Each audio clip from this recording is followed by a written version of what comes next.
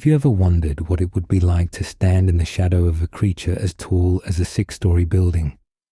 To hear the earth shake with footsteps that leave craters 3 feet deep? To breathe air so rich with oxygen that dragonflies grew as large as eagles? Can you imagine touching the armor plates of a living tank? Feeling the warmth radiating through skin as thick as your palm? Or catching the scent of the very first flowers as they opened to prehistoric skies, flowers that would change the world forever? What would it feel like to witness a hunt between creatures so strange, so magnificent, that your mind struggles to accept they once shared the same earth you walk today? To see feathers on what you thought were scales? To discover that some of the most terrifying predators were covered in fuzz as soft as down? Have you ever wondered what a Tyrannosaurus Rex actually sounded like? Not the Hollywood roar, but the real sound. The deep, vibrating rumble that you would feel in your chest before you heard it with your ears. If journeys through deep time bring you the same wonder they bring me, if you find peace in these ancient memories, please consider liking and subscribing to follow along for more. And if someone you care about might appreciate drifting through Earth's memories as they drift off to sleep, why not share this gift of wonder with them? I'd love to know where in the world you're listening from tonight and what time you're settling in for this journey. Leave a comment below. Let me know what corner of our modern Earth you call home, and if there are other moments in deep time you'd like to explore together. Other ancient memories you'd like me to share. Tell me in the comments. Your suggestions guide our future travels. But for now, let's leave the modern world behind. Settle in now. Let the weight of your day become a distant memory. Breathe in the quiet of your room, and with your exhale, let the present moment gently drift away. We are not bound by clocks or calendars tonight. Together, we will step outside of time to a place I remember well. A world waiting in the deep past. I am the Chrononaut, and I have drifted through the ages like smoke through still air. Tonight, I invite you to join me on a journey, not forward, not back, but deeper, into the memory of Earth itself. Close your eyes if you haven't already. Feel yourself becoming lighter, untethered from this moment, ready to slip between the seconds and find yourself in a time before time was counted. Come with me now. Let us cross the threshold together. Tonight, we will not visit just one ancient world, but many. We will drift through hundreds of millions of years, stopping to walk among the true titans of Earth's past. Not just the dinosaurs you know from museums and movies, but creatures so strange, so magnificent, that even I, who has witnessed the birth of stars and the death of oceans, still feel wonder when I recall them. We will begin our journey in a time before the dinosaurs, when the very air itself was different, when oxygen flowed so thick and rich that life grew to sizes that seem impossible today. Then we will drift forward through the ages, witnessing the rise of scales and teeth, of armor and claws, of wings that darkened prehistoric skies. Each world we visit tonight held its own titans, its own giants and monsters and miracles, and I use the word monster gently, with reverence. For these were not creatures of nightmare, but of nature's boundless creativity. Each one perfectly crafted for its time, each one a masterpiece of evolution's patient hand. Feel yourself drifting now, becoming lighter still, as we prepare to slip through the veil of deep time. The modern world fades like morning mist. The concerns of today dissolve into whispers, then silence. We go now to our first destination, to a world of giants born from abundance itself. We arrive in darkness, but not the darkness you know. This is the darkness of a forest so alien, so strange, that your mind struggles to process what surrounds us. The year, if years had meaning here, would be counted as 300 million before your time. I remember this place, this moment, as if it were yesterday, though yesterday is a concept that loses meaning when you've drifted as long as I have. The first thing you notice is the air. Breathe it in, carefully, gently. It's thick, almost syrupy in your lungs. Oxygen levels here are 35% compared to the 21% you're accustomed to. Every breath is almost too rich, too pure. You feel lightheaded at first, euphoric, as if the very atmosphere were intoxicating. Dawn is breaking over the Carboniferous swamp, and with the light comes revelation. The trees around us are not trees at all, but giant ferns and club mosses grown to impossible sizes. Lepidodendron, scale trees, rise 200 feet above us, their trunks covered in a diamond pattern of leaf scars that spiral up and up and up into the canopy. The bark feels strange beneath your fingers. Not rough like modern trees, but smooth and slightly spongy. These giants are hollow inside, their strength coming not from solid wood, but from their pressurized structure. When the wind blows, and feel it now, warm and humid against your skin, these massive plants sway and creak with sounds unlike any forest you know. It's a deep groaning, almost melodic, as if the trees themselves were singing. The ground beneath your feet is soft, spongy with layers of decomposing plant matter that will one day become coal.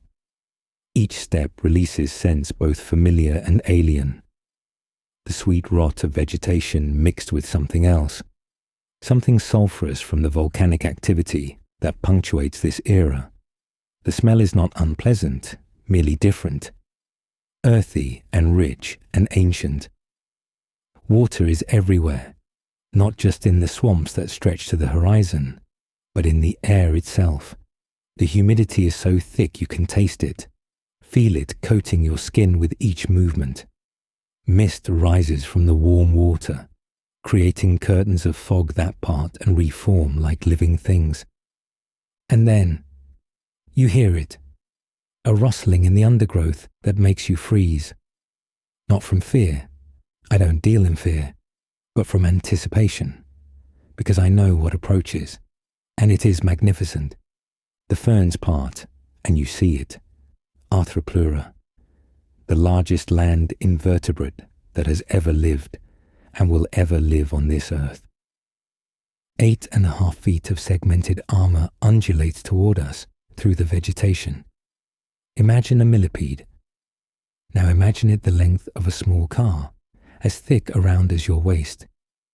Its body is a work of art, each segment perfectly articulated, covered in a hard exoskeleton that gleams like polished bronze in the morning light.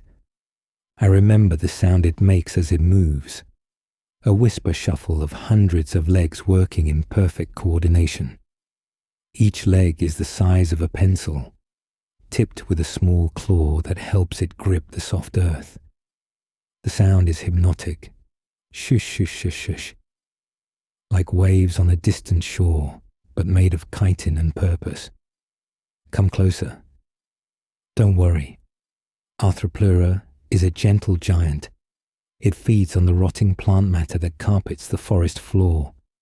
See how its head sweeps from side to side as it moves, its antennae, each one as long as your arm, tasting the air for the richest deposits of decomposing vegetation. I reach out to touch its exoskeleton, and you can too. Feel the warmth of it. Yes, warmth. This creature's metabolism runs hot, fueled by the oxygen-rich atmosphere. The armor feels like fingernails, smooth and hard, but with a subtle flexibility.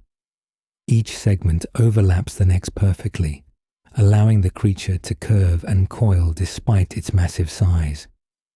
The smell of Arthropleura is distinct, earthy and slightly sweet, like mushrooms and honey mixed together. It's the scent of a creature that spends its life processing dead plant matter into rich soil. This giant is a gardener, a recycler, turning the endless fall of Carboniferous vegetation into nutrients for new growth. Watch as it feeds. Its mandibles, each the size of your thumb, work methodically, grinding the plant matter into digestible pulp.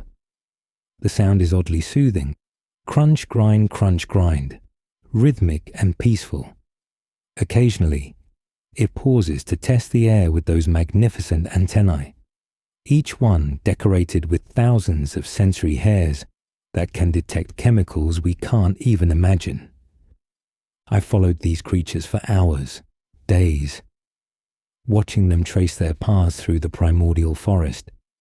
They're social animals, often traveling in groups. Imagine encountering 5 or 6 of these giants at once, their bodies creating living highways through the undergrowth. As our Arthropleura continues its breakfast, notice the smaller creatures that follow in its wake. Primitive spiders the size of dinner plates, early scorpions longer than your foot, all taking advantage of the disturbance the giant creates. This is an ecosystem in perfect balance, each creature playing its part in the Carboniferous symphony. But listen, do you hear that thrumming in the air? That deep vibration that seems to come from everywhere and nowhere at once. Look up, through the gaps in the canopy. Something approaches on wings that catch the morning sun like stained glass. Meganeura, the dragonfly lords of the Carboniferous skies. The thrumming grows louder, and then you see it. A dragonfly with a wingspan of 2.5 feet. In your time, such a creature would be impossible. The physics of flight wouldn't allow it. But here, in this oxygen-drunk atmosphere, the rules are different. Its wings are works of art. 4 of them, each one a masterpiece of evolutionary engineering. Hold your breath as it hovers near us. See how the morning light passes through the wing membranes, creating rainbows in the air. The wings are reinforced with a network of veins that look like the lead in stained glass windows. Each intersection a tiny knot of strength. The sound of those wings, I will never forget it. Not the high whine of modern dragonflies, but a deep, resonant hum that you feel in your chest. It's the sound of power, of an aerial predator perfectly adapted to its world. The wing beats are slower than you'd expect. Perhaps 30 beats per second instead of the hundreds that modern dragonflies manage. But each beat moves so much more air. Look at its eyes. Compound eyes that take up most of its head, each one made of thousands of individual lenses. They shimmer with an iridescent green gold that shifts as the creature moves its head.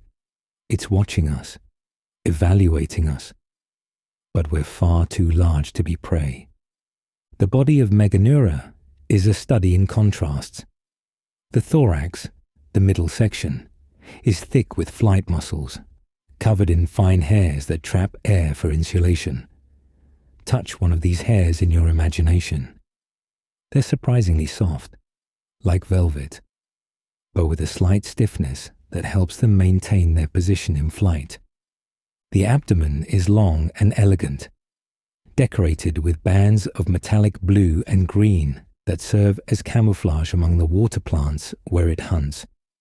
At the tip, claspers that it uses to grasp prey, or mates, with delicate precision. I've watched these creatures hunt, and it's a thing of terrible beauty. They patrol territories along the waterways, those massive eyes tracking movement with inhuman precision.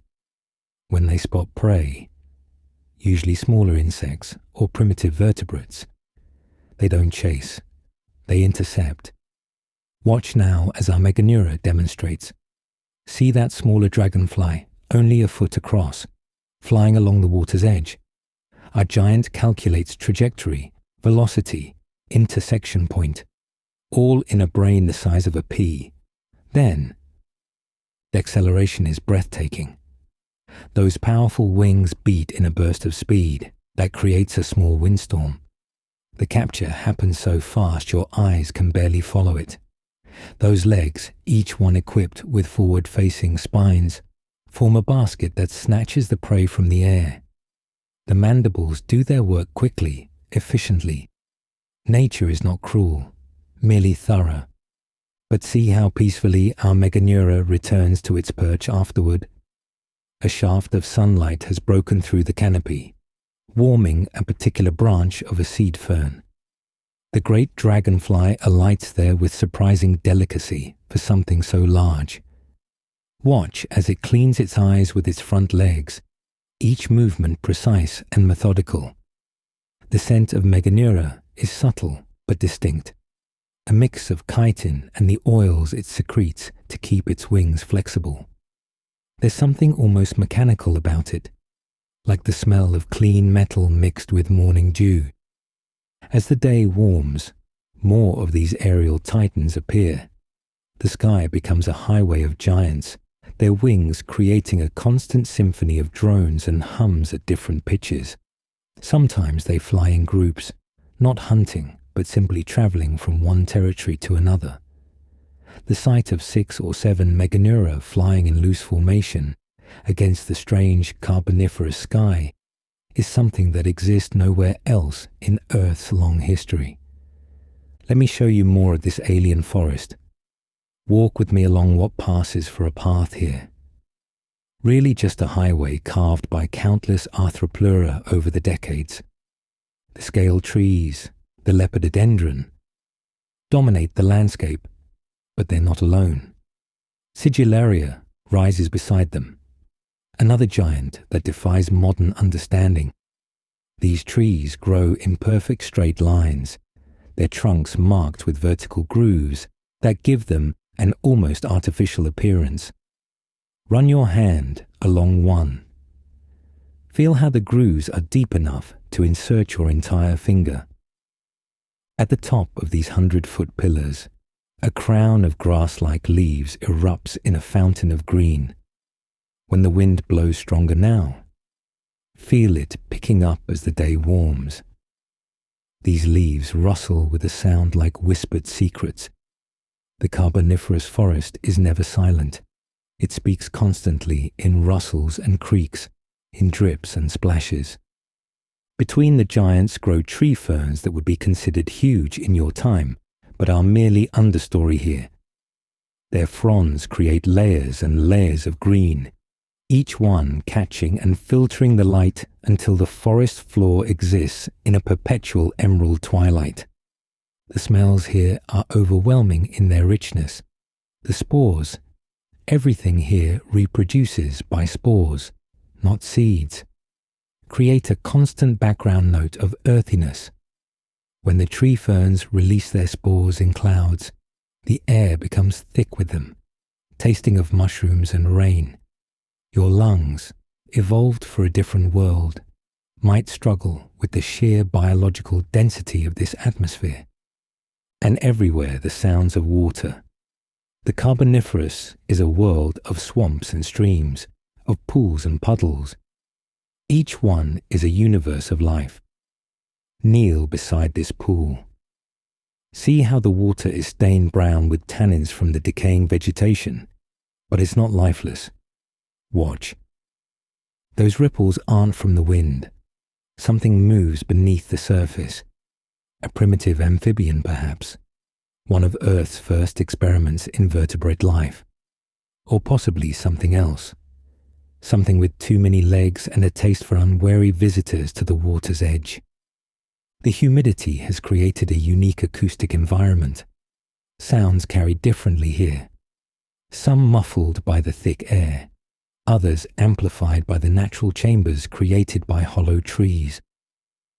Listen to the symphony, that deep croaking, an amphibian the size of a coffee table calling for a mate, the high-pitched trilling, primitive insects declaring their territories.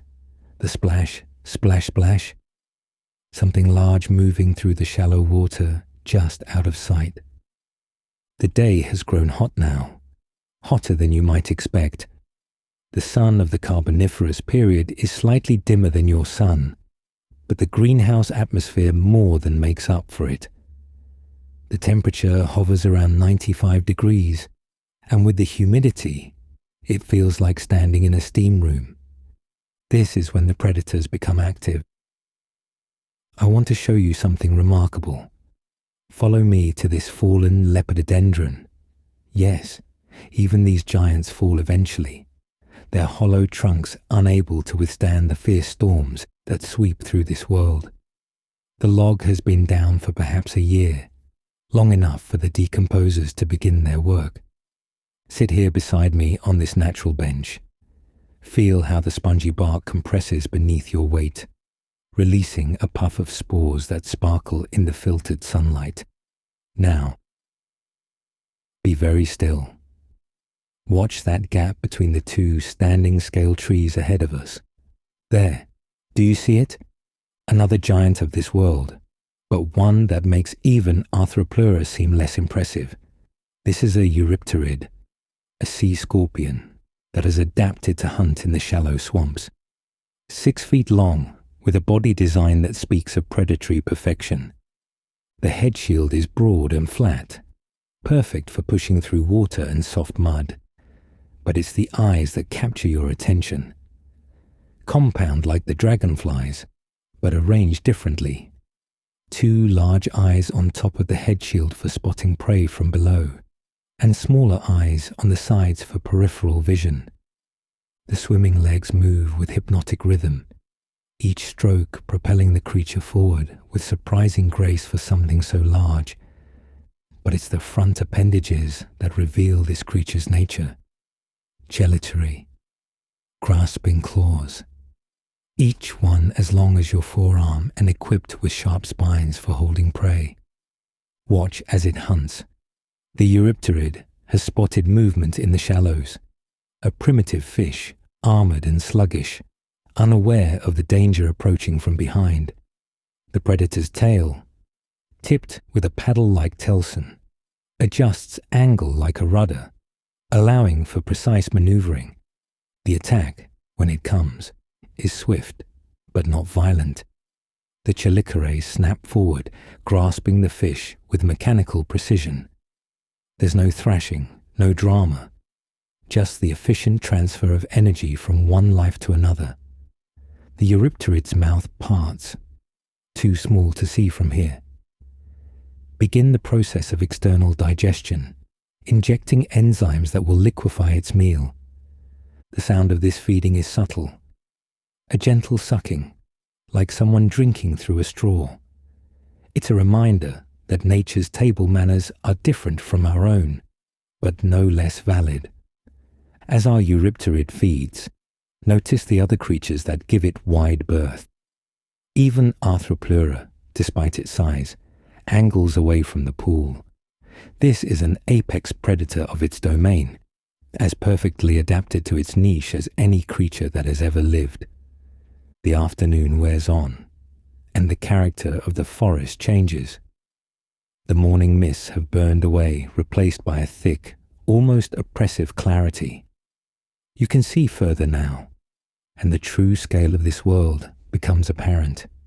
In every direction, the scale trees stretch to the horizon, millions upon millions of them, each one pulling carbon from the atmosphere and locking it into tissue that will one day become coal. This is one of the most important moments in Earth's history, the great carbon burial that will eventually cool the planet and change the atmosphere forever. But for now, in this moment, the Carboniferous is at its peak. Life has discovered gigantism and run with it in every direction. Even the smaller creatures here would be considered large in your time. Cockroaches the size of your hand scuttle through the leaf litter. Scorpions, longer than your foot, patrol their territories with tails held high. As the sun begins its descent toward the horizon, the forest transforms again. The quality of light changes, becoming golden and thick. Shafts of sunlight pierce the canopy at sharp angles, creating cathedral beams of light in which spores and small insects dance like motes of living dust. This is when the forest truly comes alive with sound. The amphibians begin their evening chorus. Not the melodic calls of your time's frogs, but something older, more primal. Deep bellows that sound like someone blowing across the top of a massive jug. Higher whistles that pierce the humid air. Clicking sounds that might be communication, or might be threat displays. I remember sitting by these Carboniferous pools as darkness fell, counting the different calls. Dozens of species, each with its own acoustic signature. The diversity is staggering, though you wouldn't recognize most of these creatures as ancestors of modern amphibians. They're experiments. Evolution trying different body plans, different strategies for survival. Here comes one now, drawn by the failing light. Ariops, a name that means drawn out face in your ancient Greek. 6 feet long and built like a fusion between a crocodile and a salamander. The skin is not smooth like modern amphibians, but bumpy and warty, better suited for a life spent half in water, half on land. Watch how it moves. The legs splay out to the sides, lifting the belly just clear of the ground. Each step is deliberate, planned. This is not a creature built for speed on land, but in the water. Ah, that's different. See how smoothly it slides into the pool. The transformation is immediate. Clumsy becomes graceful. Awkward becomes elegant. The skull of Ariops is massive compared to its body, filled with teeth designed for gripping, not chewing. I've watched them hunt, lying motionless in the shallows for hours until prey comes within range. Then, a burst of movement, a splash, and dinner is served. But now, in the evening, our Ariops is not hunting. It's calling. The sound comes from deep in his throat, a rumbling bellow that you feel as much as hear. The vocal sac inflates, turning the throat into a resonating chamber that amplifies the call across the swamp. Other Ariops answer from distant pools. The forest fills with their conversation, if conversation it is. Perhaps they're announcing territories, or seeking mates, or simply confirming that they're not alone in this vast green world. As true darkness approaches, and darkness in the Carboniferous is absolute beneath the canopy, new sounds emerge. The rustling of night hunters beginning their prowls, the splash of things better left unseen moving through black water, the constant patter of drops falling from leaves still heavy with the day's humidity. But I want you to experience one more marvel before we drift on to another age. Look up through a gap in the canopy. See those stars? They're arranged differently than in your sky. Constellations that no human eyes have ever named. The moon is closer too, appearing larger, its face unmarked by the features you know. And there, silhouetted against that ancient moon, more Meganeura, hunting in the darkness. Their eyes, adapted for daylight hunting, struggle in the darkness, but they've learned to hunt by moonlight when it's bright enough. The sight of those massive forms gliding against the stars is something I carry with me always. A memory of when dragonflies ruled the night sky. Feel the temperature dropping now. Without the sun, the humid air releases its heat slowly, creating new mists that rise from every surface.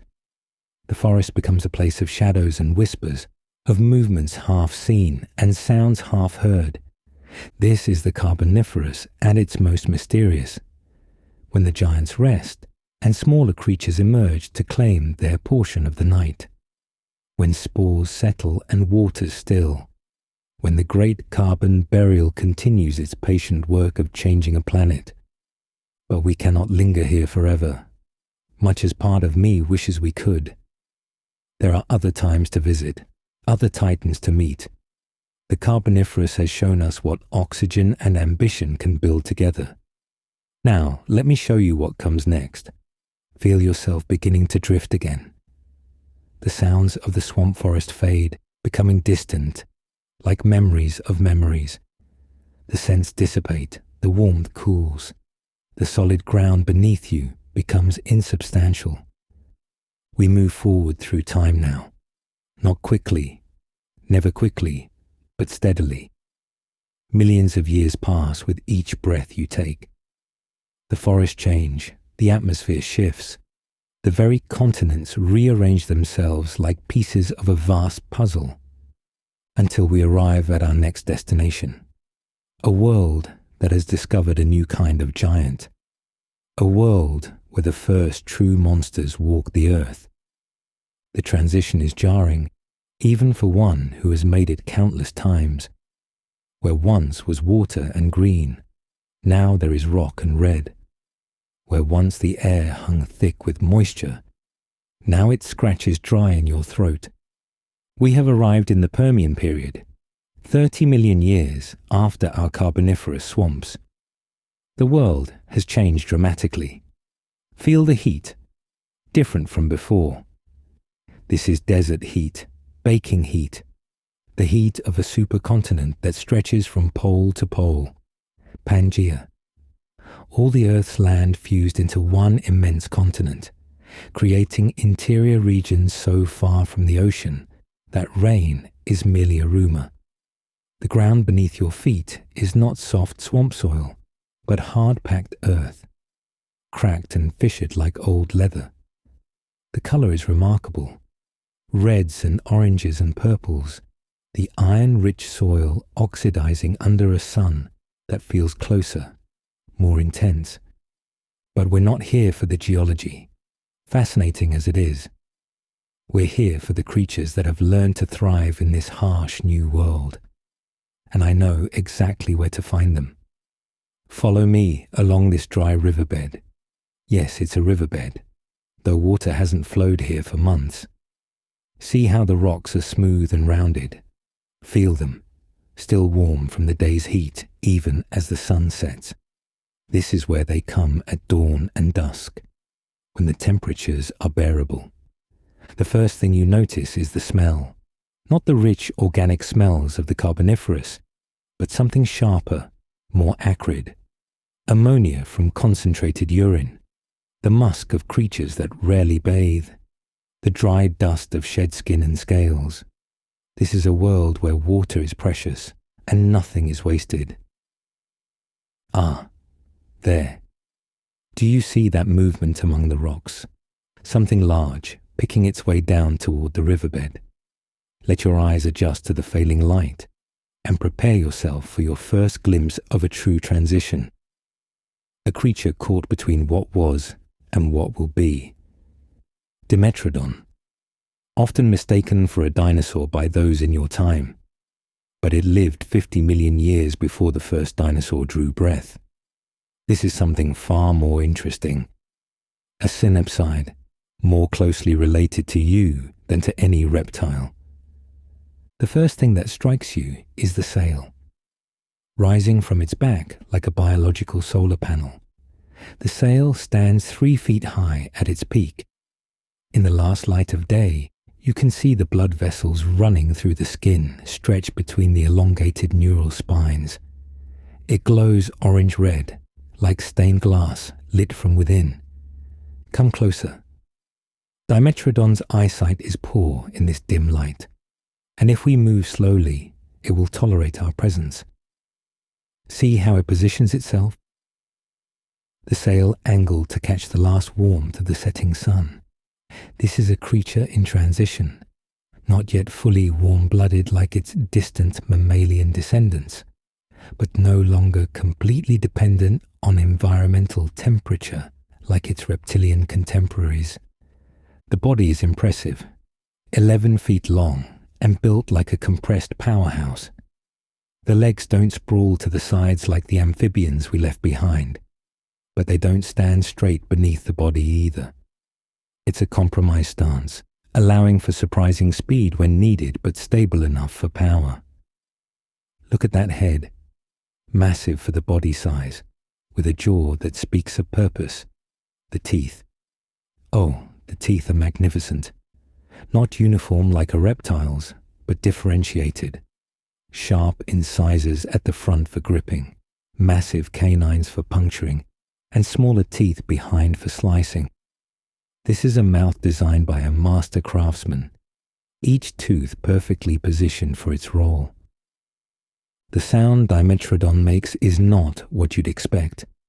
Not a roar or a hiss, but something between the two.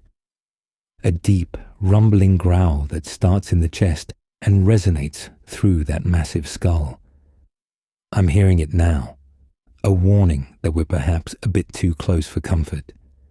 Watch as it breathes. The sides expand and contract with a rhythm that's almost hypnotic. The skin is not scaled like a true reptile, but covered in a pebbled texture that's surprisingly warm to the touch. Not that I recommend touching. Those teeth are not just for show. The scent of Dimetrodon is distinctive, musky and somehow ancient, like leather that's been left in the sun too long. There's an oily quality to it, from the secretions that help protect its skin from the harsh Permian sun. Mixed with this is the metallic smell of blood. This one has fed recently. As the last sunlight fades from the sail, watch what happens. The creature's entire demeanor changes. The sluggish, almost lazy movements of a basking animal transform into something more purposeful. Dimetrodon is crepuscular, most active at dawn and dusk when temperatures are optimal.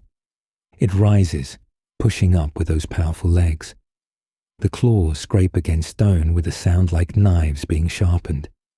Each foot is equipped with 5 digits, each digit tipped with a curved claw designed for gripping both ground and prey. I've watched Dimetrodon hunt many times, and it's always the same combination of patience and explosive action. They're ambush predators, using their superior bite force to end confrontations quickly. The sail, which seems like it would be a hindrance, actually helps with tight turns, acting like a rudder. But tonight, our Dimetrodon isn't hunting. It's heading for something else. A gathering place I've visited many times in this era. Follow, but keep your distance. We're about to witness something remarkable. The dry riverbed opens into a natural depression where water, precious water, still pools. Fed by an underground spring, this waterhole is life itself in the Permian Badlands, and as such, it draws everything that lives in this harsh world. The truce here is unspoken but absolute. Predator and prey drink side by side in the failing light, survival overriding instinct. The scene before us is like a catalogue of Permian evolution's greatest experiments. There, on the far side, see that massive shape? That's Edaphosaurus, Dimetrodon's sail-backed cousin.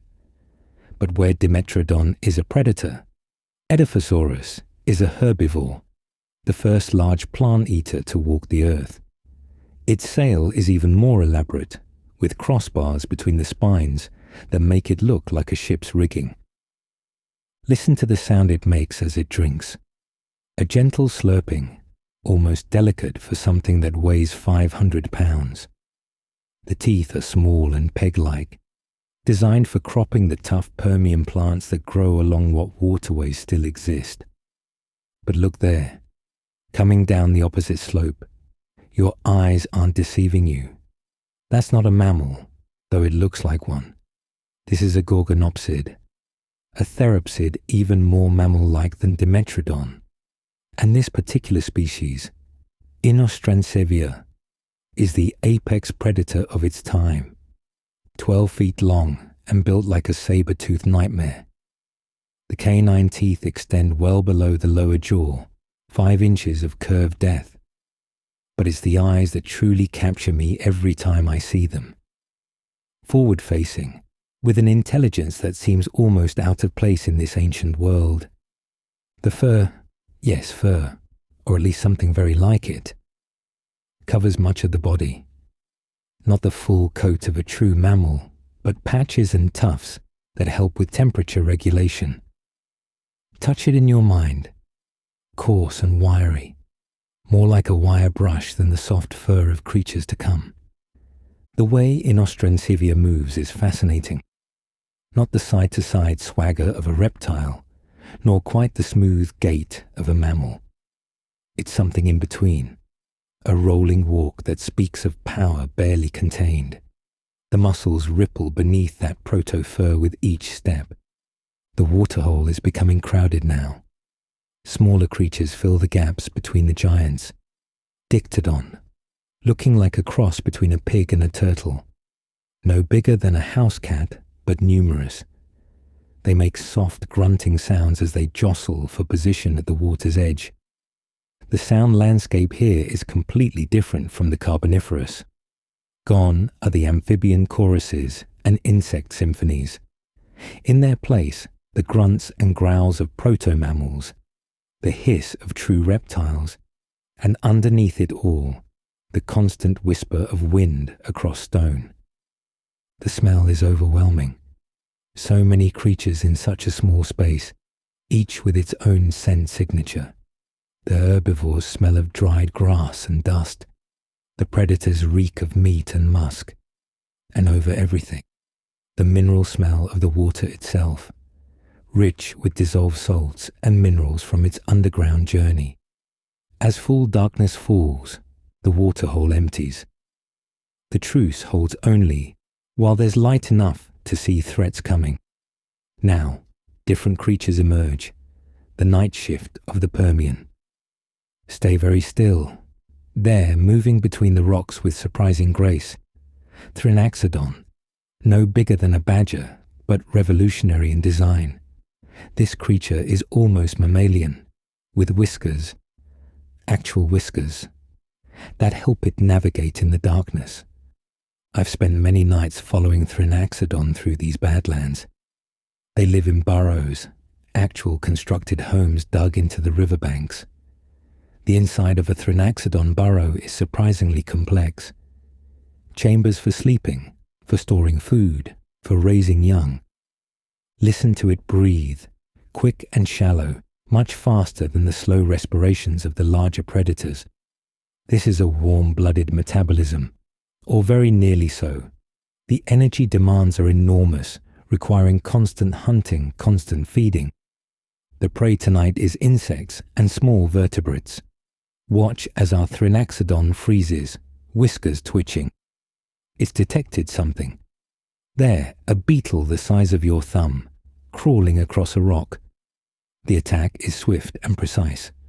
Those differentiated teeth make quick work of the beetle's armor. The crunching sound is oddly satisfying, like someone eating particularly crispy chips.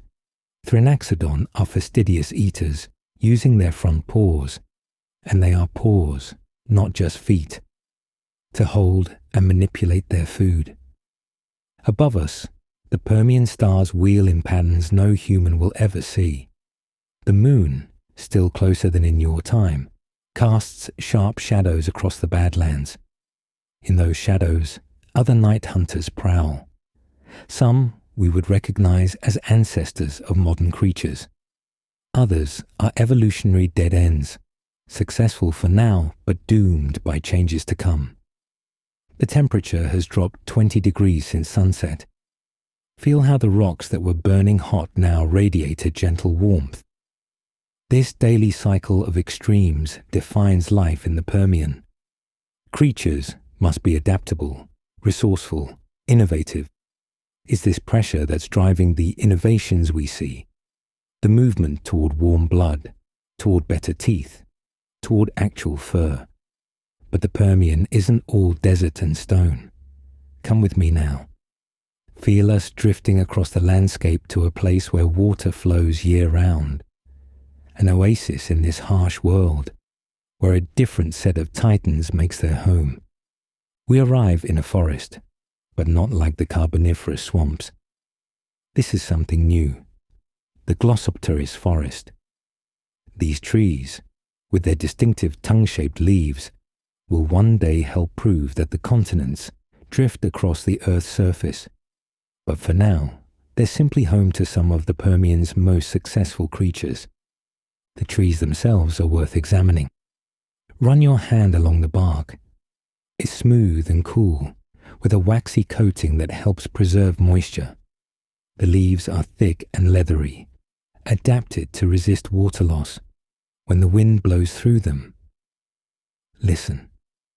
They create a sound like whispered conversations, sibilant and continuous. The smell here is resinous, almost medicinal.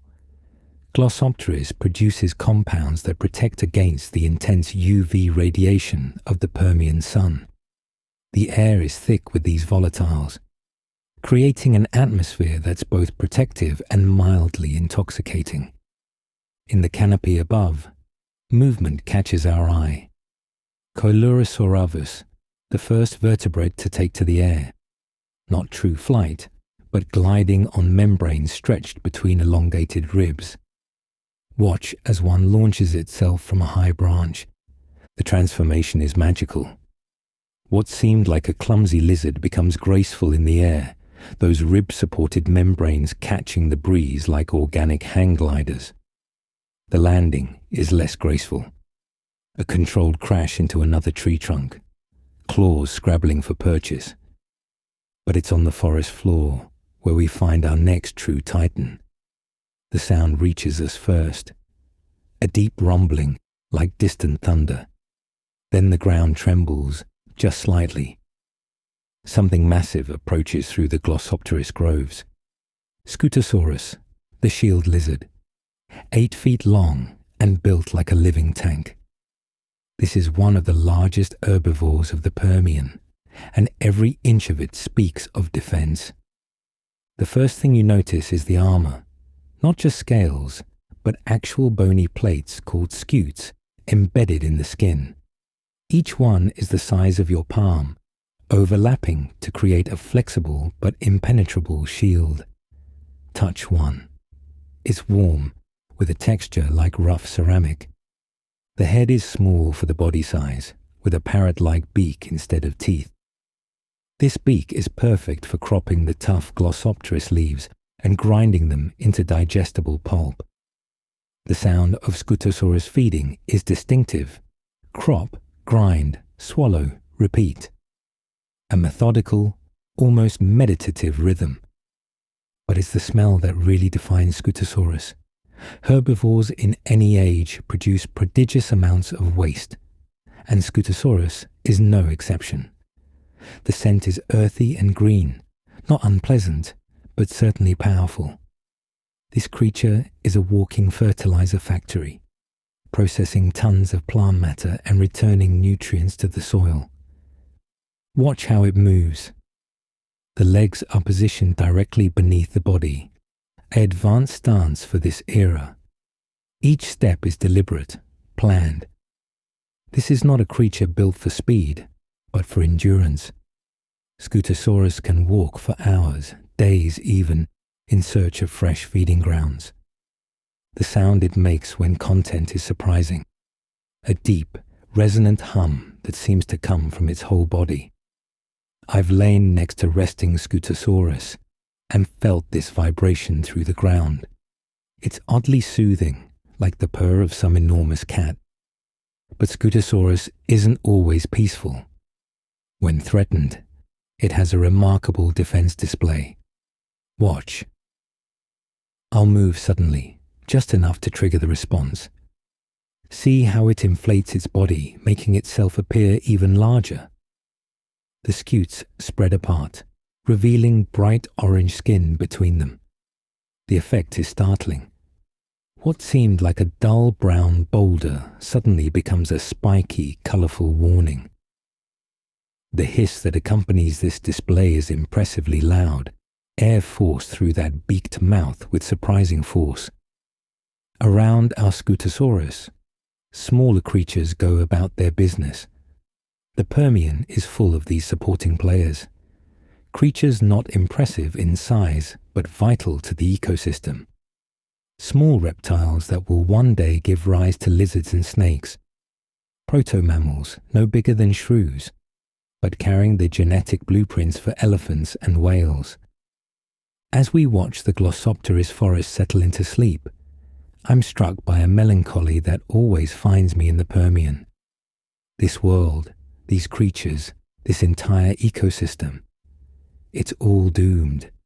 In just a few million years, the greatest extinction event in Earth's history will sweep away 90% of all species. But they don't know that. Listen to them living, breathing, thriving. The Dimetrodon basking one last time in the dying light. The Gorgonopsids prowling their territories with confident power. The little Thrinaxodon raising its young in carefully dug burrows, preparing them for a future that will never come. There's a lesson in their unknowing. These creatures live fully in their moment, adapted perfectly to their world, playing their roles in the grand drama of evolution without knowledge of the script's end. They are, in their own way, immortal, not in body, but in the legacy they leave in the genetic code of survivors. Feel the Permian night settling around us one last time. The dry wind carrying scents of resin and dust. The distant calls of creatures settling territorial disputes. The patient rustle of Glossopteris leaves, photosynthesizing even in moonlight, unaware that they're living in the last act of their kind's existence. But we must move on. Time calls us forward to an age of true giants, to the dawn of the dinosaurs. Feel yourself beginning to drift again.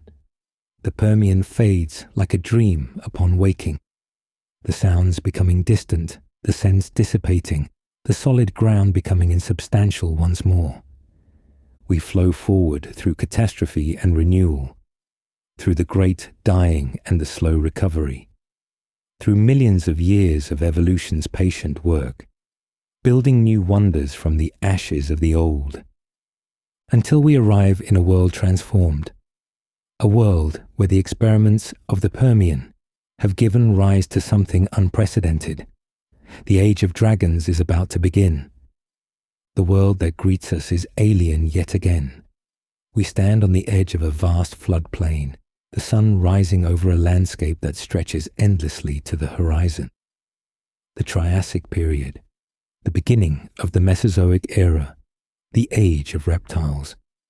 The first sensation is the heat, but not the dry heat of the Permian Badlands. This is humid heat, oppressive and thick. The supercontinent of Pangaea still dominates, but the climate has shifted. Monsoons sweep across the land, alternating with periods of drought. We've arrived during the wet season, and the evidence is everywhere. The ground squelches beneath your feet, red mud mixed with volcanic ash from the frequent eruptions that punctuate this era. The smell is distinctive. Sulfur from the volcanoes, mixed with the rich scent of rotting vegetation and the peculiar musk of the creatures that have inherited the earth. The plants have changed too. Gone are the Glossopteris forests. In their place stand groves of conifers, primitive pines and monkey puzzle trees with their spiral-arranged branches. Cycads dot the landscape, their palm-like fronds creating patches of shade. And everywhere, ferns, some low and spreading, others reaching tree height. But we're here for the animals, and the Triassic doesn't disappoint. This is a world in transition, where the survivors of the Permian extinction have radiated into countless new forms. And among them, the first true dinosaurs are taking their tentative steps toward dominance. Listen. Do you hear that rhythmic thumping? Like someone beating a massive drum in slow time. That's footsteps, but footsteps of something larger than anything we've encountered yet. Follow the sound, and let me introduce you to one of the first giant dinosaurs. We crest a small rise, and there it is. Plateosaurus. the broad lizard, 30 feet long and standing 15 feet tall when it rears up on its hind legs. This is what the future looks like. Bipedal stance, long neck, powerful tail for balance. The basic dinosaur body plan that will dominate the Earth for the next 150 million years. But Plateosaurus is just beginning to explore the possibilities of size. Watch how it moves, sometimes on all fours, sometimes rising up on its hind legs to reach higher branches. The flexibility is remarkable. Those front limbs are still functional as feet, but are developing the grasping ability that will serve its descendants well. The skin is fascinating, not the simple scales of a lizard, but a complex texture of larger plates interspersed with smaller, pebbly scales. The color, and I remember this vividly, is not the dull grey or brown you might expect. Plateosaurus is striped, like a massive tiger. Dark green bands alternate with lighter yellow-green, perfect camouflage in the dappled light of the cycad groves. Come closer. See how the head is small relative to the body. This is a trend that will continue in the long-necked dinosaurs to come. The teeth are not the sharp fangs of a predator, but leaf-shaped serrations perfect for stripping vegetation. Watch as it feeds. The neck extends with surprising grace, reaching high into a monkey puzzle tree. Those specialized teeth work like living scissors, cropping the tough needles with neat precision. The sound is rhythmic and soothing. Crop, crop, crop, swallow. A cow-like contentment in the process. The smell of Plateosaurus is distinctly reptilian, but with something else. A warm, almost mammalian quality. These creatures are not warm-blooded in the true sense, but they're not entirely cold-blooded either. Their large size allows them to maintain a relatively stable body temperature, a trick called gigantothermy. Listen to the sounds it makes, not roars. Plateosaurus doesn't roar. Instead, it communicates with deep, resonant hoots that carry for miles across the floodplains. Right now, it's calling to others of its kind. And listen, there's an answer from the forest edge. A herd emerges from the trees. A family group, adults, juveniles, even tiny babies no bigger than chickens. The babies are especially endearing. All oversized eyes and clumsy movements. They chirp constantly, a high-pitched peeping that seems impossible from creatures that will grow to weigh 4 tons. Watch the herd dynamics. The adults form a loose circle around the young when they stop to feed. Not organized protection, not yet, but the instinct is there. When one adult finds a particularly rich feeding spot, it calls to the others with a specific vocalization, a food call that brings the herd together. But the Triassic is not all peaceful giants. This is still a dangerous world, full of predators and competition. And speaking of competition, look there, approaching along the muddy shoreline of the river. Desmatosuchus. If you thought modern crocodiles were frightening, meet their ancient cousin who decided armor wasn't enough. It needed spikes too, 16 feet long and built like a living siege engine. The armor is extraordinary. Not just the tough scutes of Scutosaurus, but actual plates of bone covered in keratin. The same material as your fingernails, but inches thick. The plates along the back are relatively flat, but those on the shoulders, magnificent. Spikes 2 feet long project outward and upward, making this creature impossible to attack from above. The smell hits you before you're close enough to see details. Musky and swampy, with an underlying scent of fish and decay. Desmatosuchus is an opportunist, eating plants when it must, but preferring meat when it can get it. Those powerful jaws can crush bone, and often do. Watch how it moves along the riverbank. The legs are positioned further under the body than a modern crocodile's. allowing for a high walk that keeps the belly clear of the mud. When it needs to, Desmatosuchus can move surprisingly quickly, those legs pumping like pistons. The sound it makes is primordial, a deep, guttural hiss that seems to come from the depths of time itself. When threatened or threatening, it adds a bellowing quality that vibrates through the ground.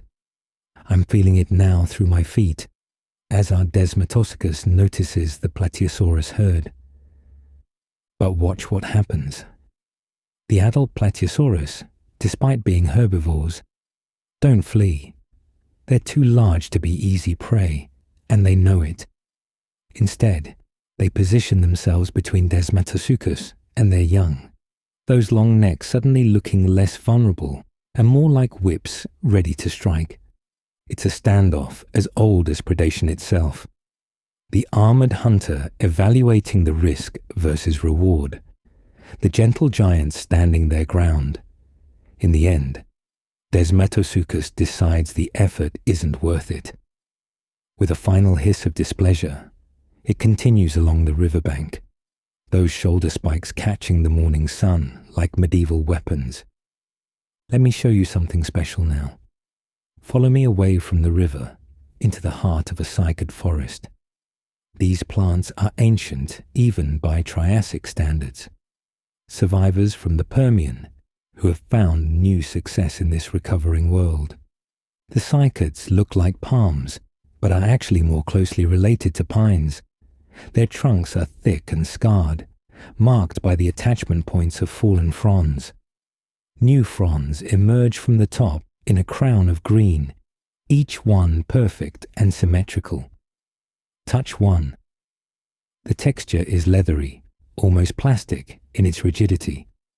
But it's not the fronds that make cycads special, it's their reproductive strategy. See those cone-like structures at the center of some plants? Those are either male or female reproductive organs. Cycads were among the first plants to separate the sexes. The male cones are producing pollen now, and the air is thick with it. Take a breath. You can taste it, sweet and slightly resinous. This pollen is carried by wind, but also by some of the first pollinators.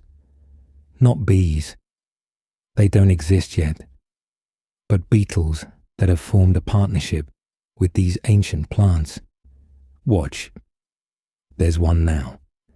A beetle the size of your thumb, its shell iridescent green and gold. It crawls into the male cone, becoming covered in pollen as it feeds on the nutritious tissue inside. Later, it will visit a female cone, transferring the pollen and completing the cycle. This is one of Earth's first love stories. The beginning of the relationship between flowers and their pollinators. The cycad forest has its own soundscape. The rustle of those tough fronds in the breeze. The buzz of insects. Larger than modern insects, but smaller than their Carboniferous ancestors. The distant crack of a frond falling, heavy with moisture from the morning dew. And moving through this forest, creatures that bridge the gap between the experiments of the Permian and the coming age of dinosaurs. There. See that movement in the understory? Something small and quick, darting between the cycad trunks. A pack of Chalophysis among the earliest true dinosaurs. Each one only about 9 feet long, but what they lack in size they make up for in agility and intelligence. These are not the lumbering beasts of popular imagination, but swift, graceful predators built for speed. The body plan is elegantly simple. Long S-curved neck for striking, powerful hind legs for running, long tail for balance, and those arms, small but functional, each hand equipped with 3 fingers tipped with sharp claws. This is the template from which all theropod dinosaurs will descend, including the mighty Tyrannosaurus rex. But Chalophysis is no tyrant. Watch how they hunt, cooperatively, like a pack of wolves. They communicate with chirps and hisses, coordinating their movements. The prey today is a group of small herbivorous reptiles feeding on fallen cycad seeds. The attack is poetry in motion. The pack spreads out, some members driving the prey, while others wait in ambush. When the trap is sprung, it's over in seconds. Those long necks strike like snakes, the small but sharp teeth finding their mark. The feeding sounds are delicate for predators, more like birds than reptiles, which makes sense, for these creatures are on the direct line to birds. Already, their bones are hollow, filled with air sacs that make them lighter and more efficient breathers. Already, their metabolism runs hotter than typical reptiles. I've watched Chelophyses at rest, and it's during these quiet moments that their bird-like nature is most apparent. They preen, running their snouts along their primitive feathers. Yes, feathers, though more like fuzzy down than the complex structures to come. They dust bathe, rolling in dry earth to remove parasites. They even sleep standing on one leg, the other tucked up against their body. The scent of Chelophysis is surprisingly pleasant, clean and slightly spicy, like cinnamon mixed with fresh earth. They're fastidious creatures, careful about hygiene in a way that many of their contemporaries are not. As evening approaches in our Triassic world, new voices join the chorus. The cynodonts, advanced therapsids that survived the Permian extinction, emerge from their burrows. These are the direct ancestors of mammals, and already they show mammalian traits. Listen to them calling. Not the hisses and bellows of reptiles, but something approaching a bark. They have differentiated teeth, whiskers, and probably milk glands, though we can't be sure of that last. What we can be sure of is their success. While the dinosaurs rule the day, the cynodonts own the night. The temperature is dropping, and with it comes mist rising from the wet ground. The Triassic evening is a time of transitions. Day hunters settling for sleep, night hunters beginning their prowl, and in between, creatures that don't fit neatly into either category, like the magnificent beast approaching the river now. I've saved this one for last because it represents everything the Triassic is about: experimentation, innovation, and the blurring of categories we think of as fixed. Postosuchus, the post-crocodile, though it's not really a crocodile at all. It's a Rauisuchian, part of a group that's experimenting with being apex predators. 20 feet long and standing 4 feet at the hip. This is a creature that walks fully upright, like a dinosaur, but isn't one. The skull is massive, 3 feet long and filled with teeth that would make a tyrannosaur proud. But it's the stance that's truly remarkable. Those powerful legs are positioned directly beneath the body, allowing Postosuchus to run, after prey. This is a land crocodile, a terrestrial terror that has abandoned the water for the opportunities on land. Watch it approach the river. Even though it's primarily a land predator, Postosuchus still needs to drink. The gait is confident, almost arrogant. This is an apex predator that fears nothing in its world. The smaller creatures scatter at its approach. Even our brave Chelophysis pack melts into the forest. The armor on Postosuchus is different from Desmetasuchus. Instead of spikes, it has rows of rectangular plates running along its back, like a natural chainmail. These plates shift and slide over each other as it moves, creating a distinctive rattling sound, a sound that means death to many Triassic creatures. The smell is pure predator, blood and musk, and the indefinable scent of a creature that kills for a living.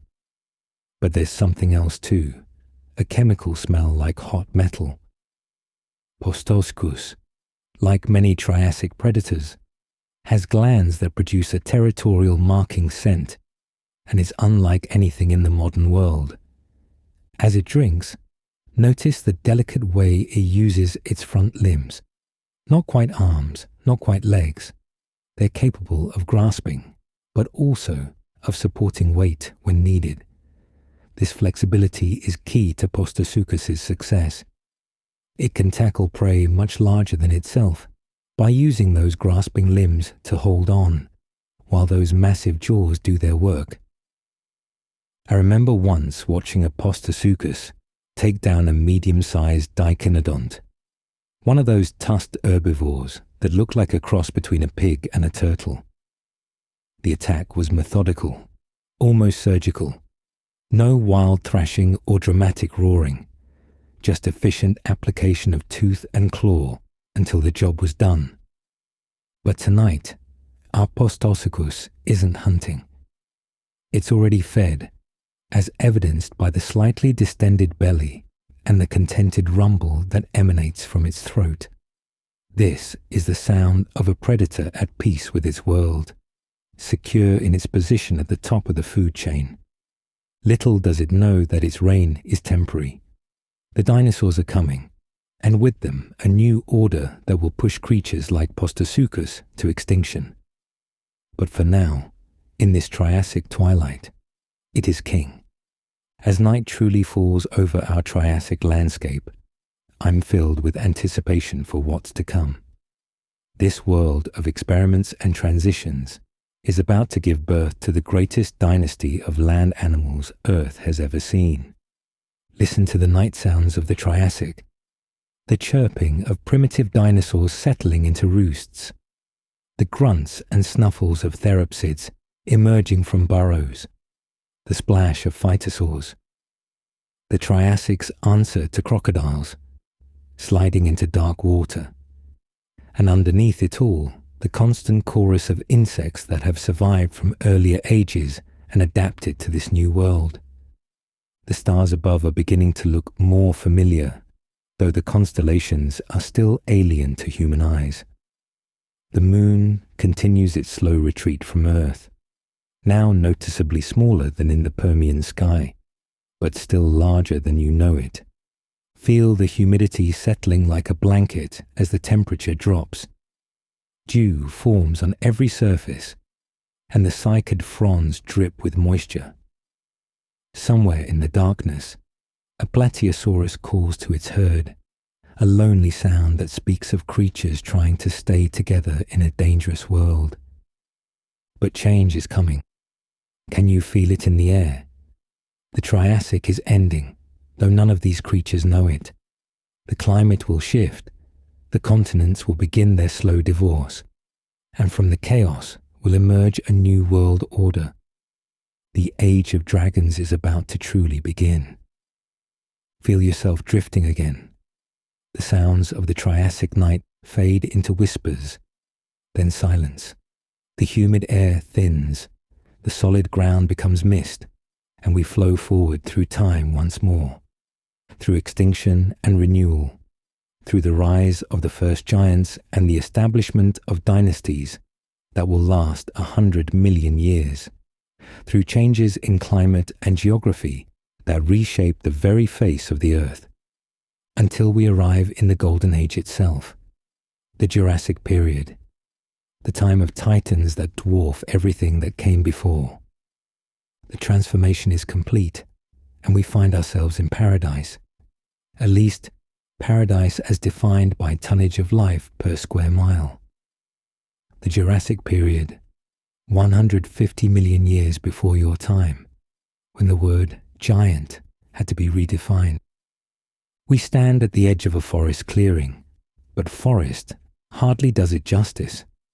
These are cathedral groves of conifers that rise 200 feet into the air. Ancient redwood ancestors and monkey puzzle trees create a canopy so high that clouds form beneath it. The trunks are massive, some 40 feet in circumference, their bark deeply furrowed and home to entire ecosystems of smaller plants and animals. The air is different here, still rich with oxygen, though not as extreme as the Carboniferous. But it's the humidity that strikes you first, nearly 100%, creating a perpetual mist that turns the forest into a dreamscape. Breathe deeply and taste the moisture, flavored with the resin of 1 billion pine needles. The temperature is perfect, a constant 75 degrees Fahrenheit, moderated by the vast seas that have broken Pangaea into smaller continents. This is Earth's greenhouse at its most productive, and life has responded by growing larger than ever before. But before we meet the titans, notice the understory. Tree ferns create a second canopy 50 feet up. Cycads cluster in groves, their toxic seeds now protected by hard shells. And everywhere, the first flowers are beginning their takeover of the plant kingdom, though they're still small, inconspicuous things compared to the blooms you know. The sounds here are overwhelming. A constant symphony of life at every level. The deep groans of wood adjusting to weight, the rustle of ferns in the breeze, the calls of creatures still hidden from view, and underneath it all, a rhythmic thumping that shakes the ground. Footsteps, but footsteps of something that redefines your understanding of what can walk on land. The tree ferns part like a curtain, pushed aside by something too large to comprehend at first. A leg appears, just a leg, scaled and pillar-like, 5 feet in diameter. It plants itself in the soft earth with an impact that sends vibrations through the ground and up into your bones. Then another leg, and another, and finally, impossibly, the body comes into view. Diplodocus, the double beam, name for the unusual bones in its tail. 90 feet long from nose to tail tip, weighing 25 tons. A living suspension bridge of flesh and bone. But it's the grace that strikes you. Something this large should lumber, should struggle with each step. But Diplodocus moves like a dancer, each footfall precisely placed, the long neck counterbalancing the even longer tail in perfect harmony. Come closer. As close as you dare to something that could step on you without noticing. The skin is not what you might expect. Not uniform scales, but a complex mosaic of different textures. Large hexagonal plates along the back, smaller pebbled scales on the sides, and on the underbelly, skin so fine it looks almost soft. The color is magnificent, not the dull grays and browns of museum reconstructions, but patterns of green and gold that help this giant blend into the dappled forest light. Along the spine runs a row of small triangular spines, not for defense, but for display, flushing with blood when the animal is excited or threatened. Watch the head. So small relative to the body, no bigger than a horse's head on a creature that weighs as much as 4 elephants. The eyes are large and gentle, positioned on the sides for maximum field of view. The nostrils are on top of the skull, allowing Diplodocus to breathe while most of its head is buried in foliage.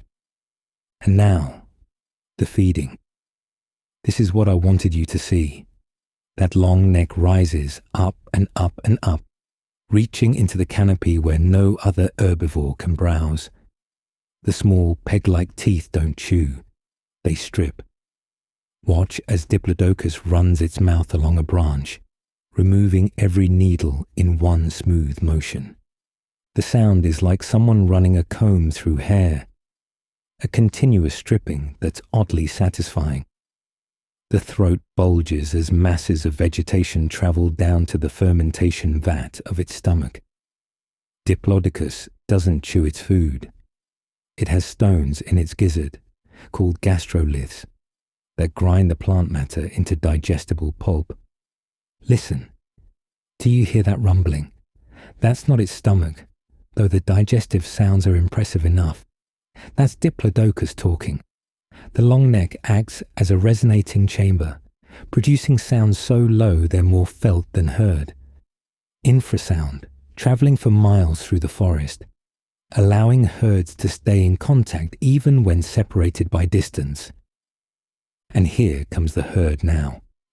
5 more Diplodocus emerge from the forest, each one as magnificent as the first. Watch how they move together, maintaining specific distances, never crowding despite their size. The social dynamics are complex. There's a matriarch, identifiable by her slightly larger size, and the scars on her flanks from a lifetime of leadership. The smell of a Diplodocus herd is overwhelming. Herbivore musk mixed with the fermentation smell of their digestion. But it's not unpleasant. Earthy and green, like a compost pile mixed with fresh-cut grass. And everywhere they've been, the sharp ammonia scent of their waste, which fertilizes the forest floor in massive doses. I want to show you something remarkable about Diplodocus, something that paleontologists in your time argued about for decades before finally accepting. Watch the tail of the individual closest to us. See how it's not dragging on the ground, but held out straight behind, balanced perfectly. That tail is not just for balance, it's a weapon. The last 6 feet taper to an almost impossibly thin point, like a bullwhip made of flesh and bone. Wait for it. There, a medium-sized predator, an Allosaurus, has been stalking the herd. It's made the mistake of getting too close to a juvenile. Watch the adult's response. The tail curves in an S shape, building tension like a spring. Then, the crack is louder than gunfire. The tail tip has broken the sound barrier, creating a mini-sonic boom that echoes through the forest. The Allosaurus jumps back, more startled than hurt. But the message is clear. These gentle giants are not defenseless. I've seen Diplodocus use this defense many times, and it never loses its impact. The precision required to crack that tail whip exactly where intended speaks to a level of body control that seems impossible in something so large. But Diplodocus isn't the only giant in this Jurassic forest. Listen, a different sound now. Not the earth-shaking footfalls of the sauropods, but something heavier, more deliberate. And that smell, muskier, more reptilian. Through the ferns comes one of the most recognizable dinosaurs of all time. Yet seeing it in life reveals how wrong our mental images have been. Stegosaurus, the roofed lizard, 30 feet long and weighing 4 tons. But it's not the size that captures your attention, it's the plates. 2 rows of them running along the back, and they're not what you expect. Not dull grey bone, but vibrant with life, covered in skin and flushed with blood. Watch as our Stegosaurus moves into a shaft of sunlight. The plates change color before your eyes, flushing from pale pink to deep red as blood vessels dilate. This is a living radiator system, helping the animal regulate its temperature in the humid Jurassic climate. But they're also display structures. See how our Stegosaurus angles its body, making sure the plates catch the light just right. This is a mature male, and he's showing off. The patterns of blood flow create designs on the plates, stripes and swirls that are unique to each individual. The smell of Stegosaurus is distinctive, earthier than the sauropods, with a sharp undertone that comes from the specialized glands near the tail. That tail, the famous thagomizer, deserves special attention. 4 spikes, each one 3 feet long and wickedly sharp. But look at how they're positioned. Not straight out, but at angles designed for maximum defensive coverage. The tail muscles are enormous, capable of swinging those spikes with tremendous force. I've seen Stegosaurus use that tail, and is terrifyingly effective. The animal has a surprising range of motion, able to strike targets almost directly above its back. Combined with the visual display of those plates, it makes Stegosaurus a difficult target for even the largest predators. But watch our Stegosaurus now, in a moment of peace. See how it feeds. The head is tiny, almost comically small for the body. The teeth are small and leaf-shaped, designed for cropping rather than grinding. Stegosaurus feeds constantly, that small head working overtime to fuel that massive body. The sound of its feeding is delicate. Snip, snip, snip, like someone trimming a hedge with small scissors. It prefers the tender shoots of ferns and the new growth of cycads. Watch how it uses its beak to select just the right fronds, showing more discrimination than you might expect. And listen to its breathing, in and out, deep and rhythmic. The nostrils flare with each breath, sampling the air for danger. Despite its armor and weapons, Stegosaurus is always alert, always ready. The tiny brain, famously small even for a dinosaur, is nonetheless perfectly adequate for its needs. As evening approaches in our Jurassic world, the character of the forest changes. The morning mist returns as the temperature drops, creating layers of fog that turn the forest into a maze of shadows and silhouettes. This is when the predators become active, and the Jurassic has produced some of the most effective predators ever to walk the earth. Listen. Do you hear that low growl? That's not thunder. That's hunting vocalization. Through the mist comes Allosaurus, the lion of the Jurassic, smaller than the Tyrannosaurus that will come later, but in many ways more terrifying. 30 feet long and built for active predation, not scavenging. Every line of its body speaks of purpose. The head is the first thing you notice. Large but not oversized, with forward-facing eyes that give binocular vision. The teeth are backward-curved daggers, designed to slice rather than crush. But it's the arms that really set Allosaurus apart, fully functional, with 3-fingered hands capable of grasping and tearing. Watch how it moves. Not the awkward waddle of movie monsters, but a smooth, balanced stride. The tail held out straight for balance, the head moving slightly with each step to maintain equilibrium. This is a creature built for the chase. The smell of Allosaurus is pure predator. Blood and meat and the musky scent of a carnivore's digestion. But there's something else. A chemical smell, almost like hot metal.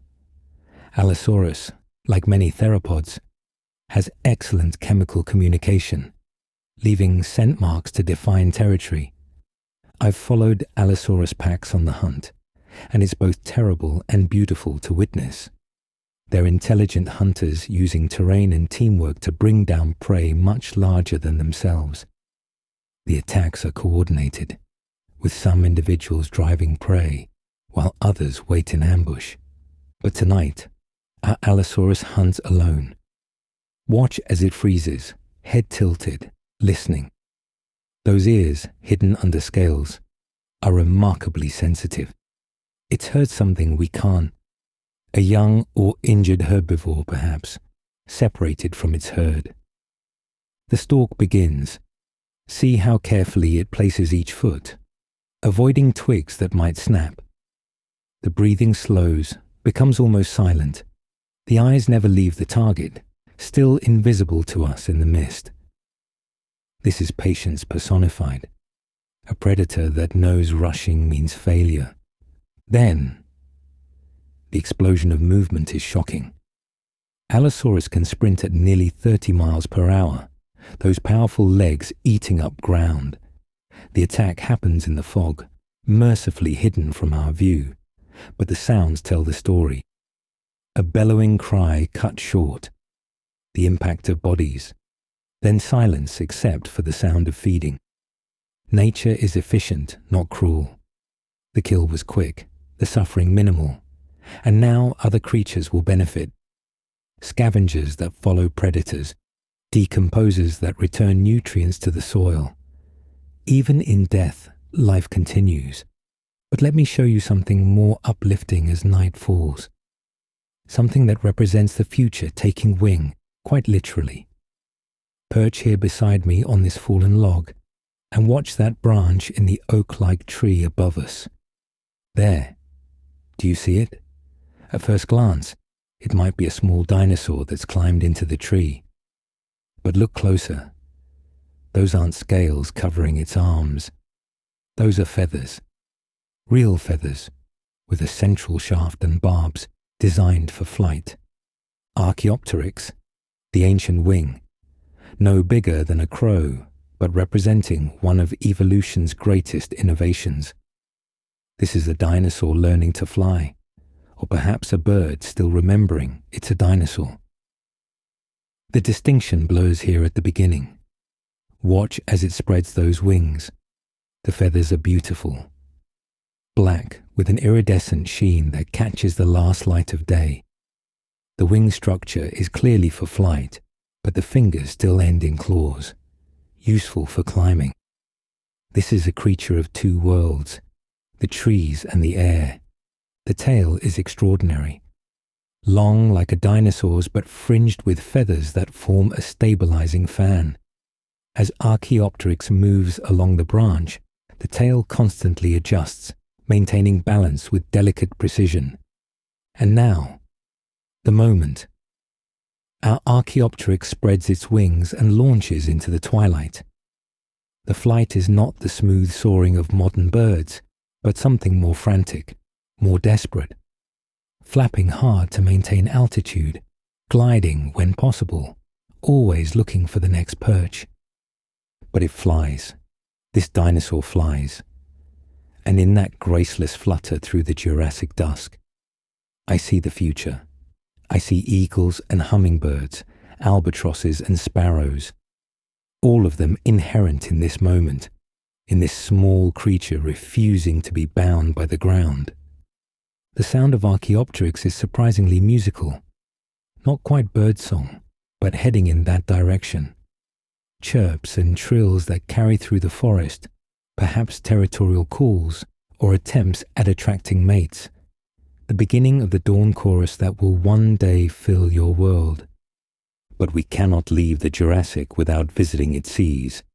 For while giants walked the land, even greater monsters ruled the waves. Come with me now. Feel us drifting from the forest to the coast, where warm seas lap against beaches of white sand. The smell hits you first. Salt and seaweed, but also something else. The rich, oily scent of a sea teeming with life. The Jurassic oceans are warm and shallow, perfect nurseries for the spectacular marine reptiles that have returned to the water. Wade in with me. Feel the water, blood warm and crystal clear. Schools of fish dart past your legs. Primitive species, but numerous beyond counting. Ammonites jet by, their spiral shells catching the light. And there, in the shallows, horseshoe crabs that look identical to their modern descendants, proving that sometimes evolution gets it right the first time. But we're here for larger game. Look out toward the reef. Do you see that disturbance in the water? Something large swimming just below the surface. The dorsal fin breaks through. Not a shark, though plenty of those cruise these waters. This is something else. Pliosaurus, the supreme predator of the Jurassic seas. Imagine a creature with the body of a whale, but the head of a crocodile scaled up to nightmare proportions. 50 feet long, with a skull 10 feet long filled with teeth the size of bananas. I've swum with Pliosaurus from a safe distance, and the experience is humbling. The power in that body is obvious with every stroke of the 4 paddle-like flippers. This is not a creature that chases prey. It's an ambush predator, lurking in the depths and powering upward to take prey from below. The smell of Pliosaurus, when it surfaces to breathe, is overwhelming. Fish and salt and something reptilian and ancient. The breath explodes from those nostrils with enough force to create a small waterspout, clearing the airways for the next dive. Watch as it dives again. The body disappears quickly despite its size, those powerful flippers driving it down into the blue darkness. Down where giant squids, yes, they exist already, wage eternal war with marine reptiles. Down where the pressure would crush land-adapted lungs. But these returned reptiles have evolved to handle it. As true night falls on our Jurassic world, the forest and sea alike settle into their nocturnal rhythms. Back on the beach, we can hear both domains. The crash of waves mixing with the distant calls of dinosaurs in the forest. The stars above are almost familiar now, though still not quite the patterns you know. The moon is smaller still, its retreat from Earth continuing its billion-year journey. But on nights like this, with the moon full and the sky clear, the Jurassic is magical. Ghost crabs emerge from their burrows, their shells pale in the moonlight. Small pterosaurs, not the giants that will come later, but crow-sized species. Hunt moths attracted to the white sand. And in the forest edge, the eyes of small mammals gleam, waiting for their time, which is still far in the future. The Jurassic is Earth at its most productive, life at its most expansive. Every niche filled, every opportunity exploited. The age of giants is in full swing, and it seems like it will last forever. But nothing lasts forever. Change is coming, as it always does. The continents continue their drift. The climate slowly shifts, and evolution never stops its patient work. The Jurassic Golden Age will end, but what comes next will be even more spectacular. Feel yourself beginning to drift once more. The sounds of the Jurassic night fade, the crash of waves becoming whispers, the dinosaur calls becoming echoes. We move forward through time again, through millions of years of change and growth, until we arrive at the true age of titans, the Cretaceous period, when life would push the boundaries of what's possible on land, in the air, and in the sea. We arrive in a world transformed yet again. The early Cretaceous period greets us with an explosion of color that would have been impossible in earlier ages. For this is the time of the flower revolution, when angiosperms begin their takeover of the plant kingdom. We stand in a forest clearing, but it's unlike any forest we've visited before. Yes, there are still conifers and ferns, but threading between them are the first flowering plants. Not the showy blooms, you know. These first flowers are small, simple things, but their impact on the world will be profound. The air is full of new scents. Sweet nectar mingles with the resinous smell of pines. Pollen, different from the heavy conifer pollen, drifts on breezes, seeking partners in reproduction. And everywhere, the hum of insects drawn to these new sources of food. The temperature is warmer than the Jurassic and more variable. We're in what would one day be North America, but the geography is alien. A great seaway splits the continent from north to south, creating coastlines where none exist in your time. The humidity from this inland sea makes the air thick and tropical. But listen, do you hear that? A rhythmic thumping, but sharper than the footfalls of the giant sauropods.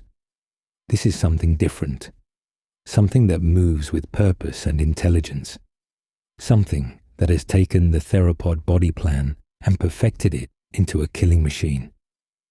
Through the flowering bushes it comes, and your first thought might be disappointment at its size. Deinonychus is only 11 feet long, weighing no more than 160 pounds. But size isn't everything in evolution. Sometimes perfection comes in smaller packages. Look at the proportions. Everything about Deinonychus screams speed and agility. The legs are long and powerful, built for both running and leaping. The tail is held rigid by special tendons, acting as a dynamic stabilizer. But it's the feet that give this creature its name. The terrible claw. On each foot, the second toe bears a claw, unlike anything in the modern world. 5 inches long and curved like a sickle. It's held up off the ground when walking, kept sharp for one purpose only.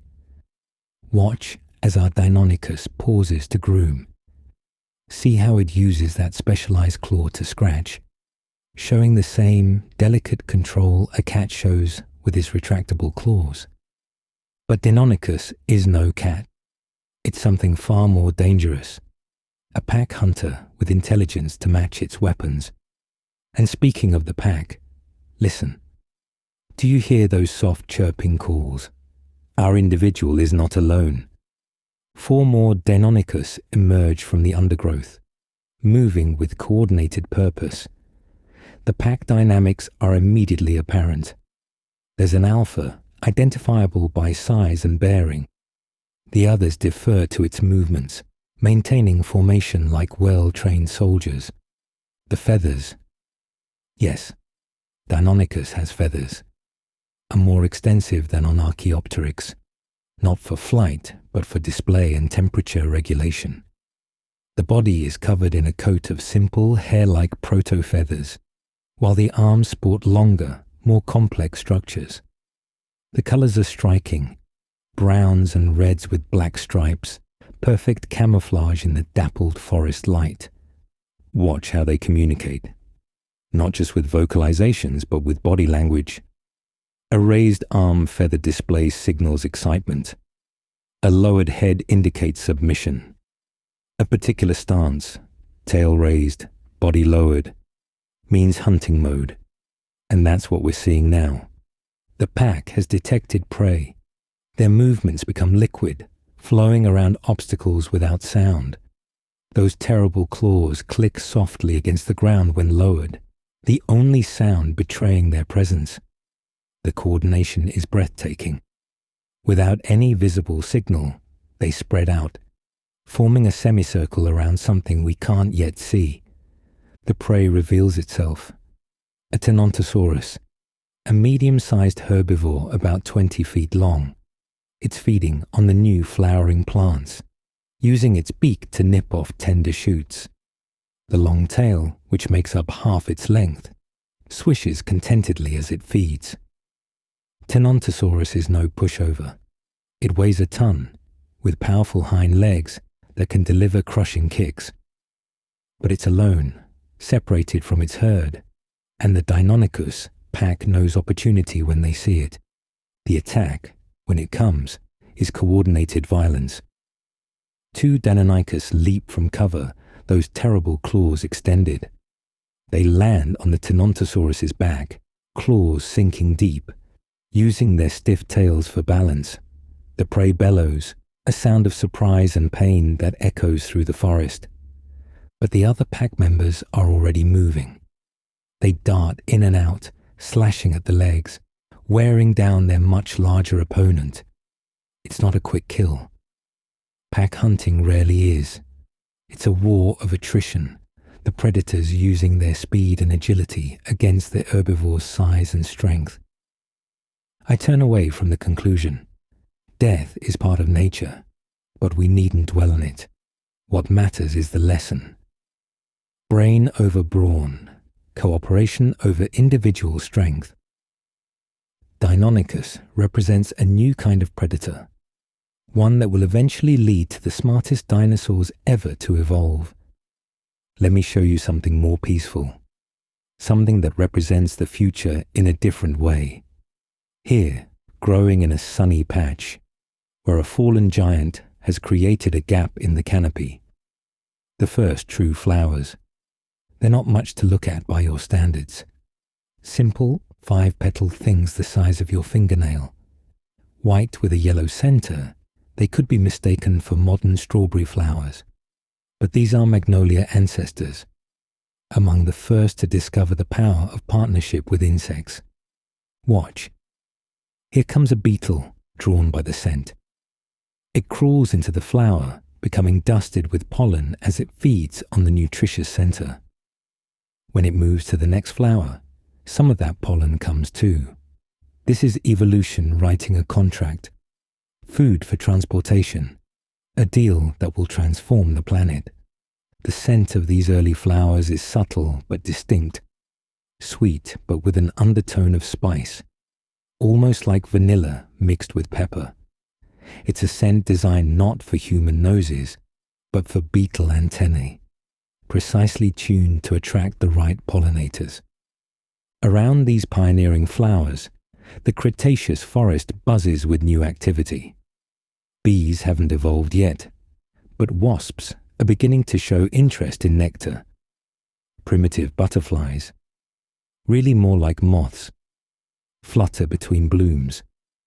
The air is full of pollen, creating a golden haze in the shafts of sunlight. This partnership between flowers and insects will change everything. Fruits will evolve to entice animals to spread seeds. Plants will develop specific relationships with specific pollinators. The simple green world of ferns and conifers will explode into a rainbow of possibilities. But we haven't forgotten why we're here. The Cretaceous has giants to rival anything from the Jurassic, and I want to show you the tallest of them all. Come to the river's edge, where the ground is firm enough to support the greatest weight ever to walk on legs. The ground trembles rhythmically, not the sharp impacts of predator feet, but the deep, resonant thumps of something almost beyond comprehension. The trees along the riverbank sway with each impact, and ripples spread across the water's surface. And then, it appears. Sauropods, the earthquake god lizard. The name is apt, for each footfall is indeed a minor earthquake. But it's not the length that makes Sauropods special. At 90 feet, it's no longer than Diplodocus. It's the height. The neck rises and rises and rises, reaching 60 feet into the air, 6 stories tall, eye level with the top of the forest canopy. This is a creature that has taken the sauropod body plan to its absolute limit, pushing the boundaries of what's possible for a land animal. The engineering required for this creature to exist is staggering. The neck bones are mostly air, honeycomb structures that provide strength without weight. The heart, imagine it, must be massive to pump blood up that incredible neck. The blood pressure required would kill most animals. Watch as Sauropods drinks. The neck descends in a graceful curve, those precisely balanced vertebrae working in perfect sequence. The feet spread slightly to brace against the shift in weight. Even drinking is an engineering challenge at this scale. The sound of Sauropods drinking is like a river within a river. Gallons of water flow up that long throat with each swallow. The neck ripples with the effort, muscles visible beneath the skin. This simple act of drinking might take 10 minutes, the time required to satisfy a body that needs hundreds of gallons a day. But it's when Sauropod feeds that the true advantage of that height becomes clear. Watch as the neck rises again, up past the lower canopy, past the mid-story, to the very tops of the conifers. Here, it can browse on foliage untouched by any other herbivore, virgin territory, in the competitive world of plant eating. The smell of Sauropods is like concentrated Jurassic sauropod. That same fermentation odor, but intensified. When it defecates, and I apologize for the indelicacy, but it's impossible to ignore. The amount is staggering. Hundreds of pounds at a time, forming small hills that will become islands of fertility in the forest. I've watched Sauropod herds moving across the landscape like living mountains. The sight of a dozen of these titans walking together, their heads visible above the tree line like periscopes, is something that exists nowhere else in Earth's history. They communicate with sounds below human hearing, infrasonic calls that travel for miles. As afternoon wears toward evening, the forest takes on a different character. The flowers close, protecting their precious pollen from the night dew. Nocturnal creatures begin to stir in burrows and hollow trees. And somewhere in the distance, a sound that will one day strike terror into all who hear it. A roar, but not the movie monster roar you might expect. This is deeper, more resonant, with an underlying rumble that speaks of power held in reserve. This is an early tyrannosaur, not yet the massive T-Rex, but already showing the family traits. Through the trees comes Dryptosaurus, the tearing lizard, 25 feet long and built like a sports car compared to the tank-like build of later tyrannosaurs. The arms are still functional, the build still gracile. But the massive head and powerful jaws show where evolution is heading. Watch how it moves. Unlike the pack-hunting Deinonychus, this is a solitary predator. It doesn't need packmates when it has jaws that can crush bone. The teeth are already showing the railroad spike shape that will be perfected in T-Rex, designed for punching through armor and holding struggling prey. The feathers on Dryptosaurus are sparser than on smaller theropods, mostly concentrated along the back and arms. An adult this size doesn't need much insulation, and too many feathers would cause overheating. But the young, I've seen juvenile tyrannosaurs, and they're covered in fluffy down, looking more like giant chicks than terrible lizards. Our Dryptosaurus is hunting, using a technique that will be passed down to its descendants. Not the active chase of smaller predators, but a methodical stalk using cover and patience. Those eyes, forward-facing for binocular vision, track movement with mechanical precision. The smell is unmistakably predator, but with something extra. Tyrannosaurs have glands that produce a particularly pungent musk, possibly for territorial marking. It's a smell that herbivores learn to fear, a chemical warning that death walks the forest. As evening falls, I want to show you one more marvel of the Cretaceous, though we're jumping forward a bit in time to do so. Look up, past the canopy to the darkening sky. Do you see that shape gliding across the face of the setting sun? That's not a bird. It's not even a small pterosaur. That's a preview of what's to come. The early ancestors of Quetzalcoatlus, the largest flying creature ever to exist. Even this early version has a wingspan of 20 feet, soaring on thermals with barely a wing beat. The sight is primordial, a dragon from myth made real. The long neck, the toothless beak, the wings of membrane stretched between impossibly elongated fingers.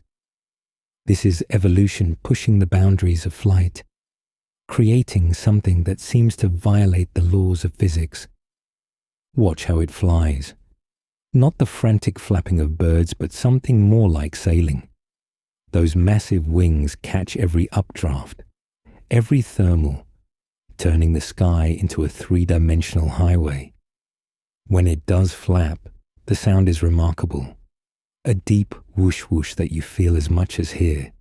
I've watched these giant pterosaurs hunt, and it's nothing like you might expect. They're not aerial fishermen like their smaller cousins. These giants are ground stalkers, using their height and reach to pluck small dinosaurs from the ground, like a stork picking up frogs. As our pterosaur disappears into the twilight, I'm reminded that the Cretaceous is a time of extremes. The largest land animals, the first flowers, the smartest dinosaurs, the biggest flyers. It's as if evolution is showing off, demonstrating just how far life can push the boundaries. Full darkness falls, and the Cretaceous night reveals its own wonders. The flowers may close, but night-blooming species are already evolving. Pale blossoms that glow in the moonlight to attract moth pollinators. The sounds are different from earlier periods, more varied, more complex. The chirps and calls of small dinosaurs mix with the first true birdsong. Mammals, still small but growing more diverse, add their squeaks and chittering to the mix.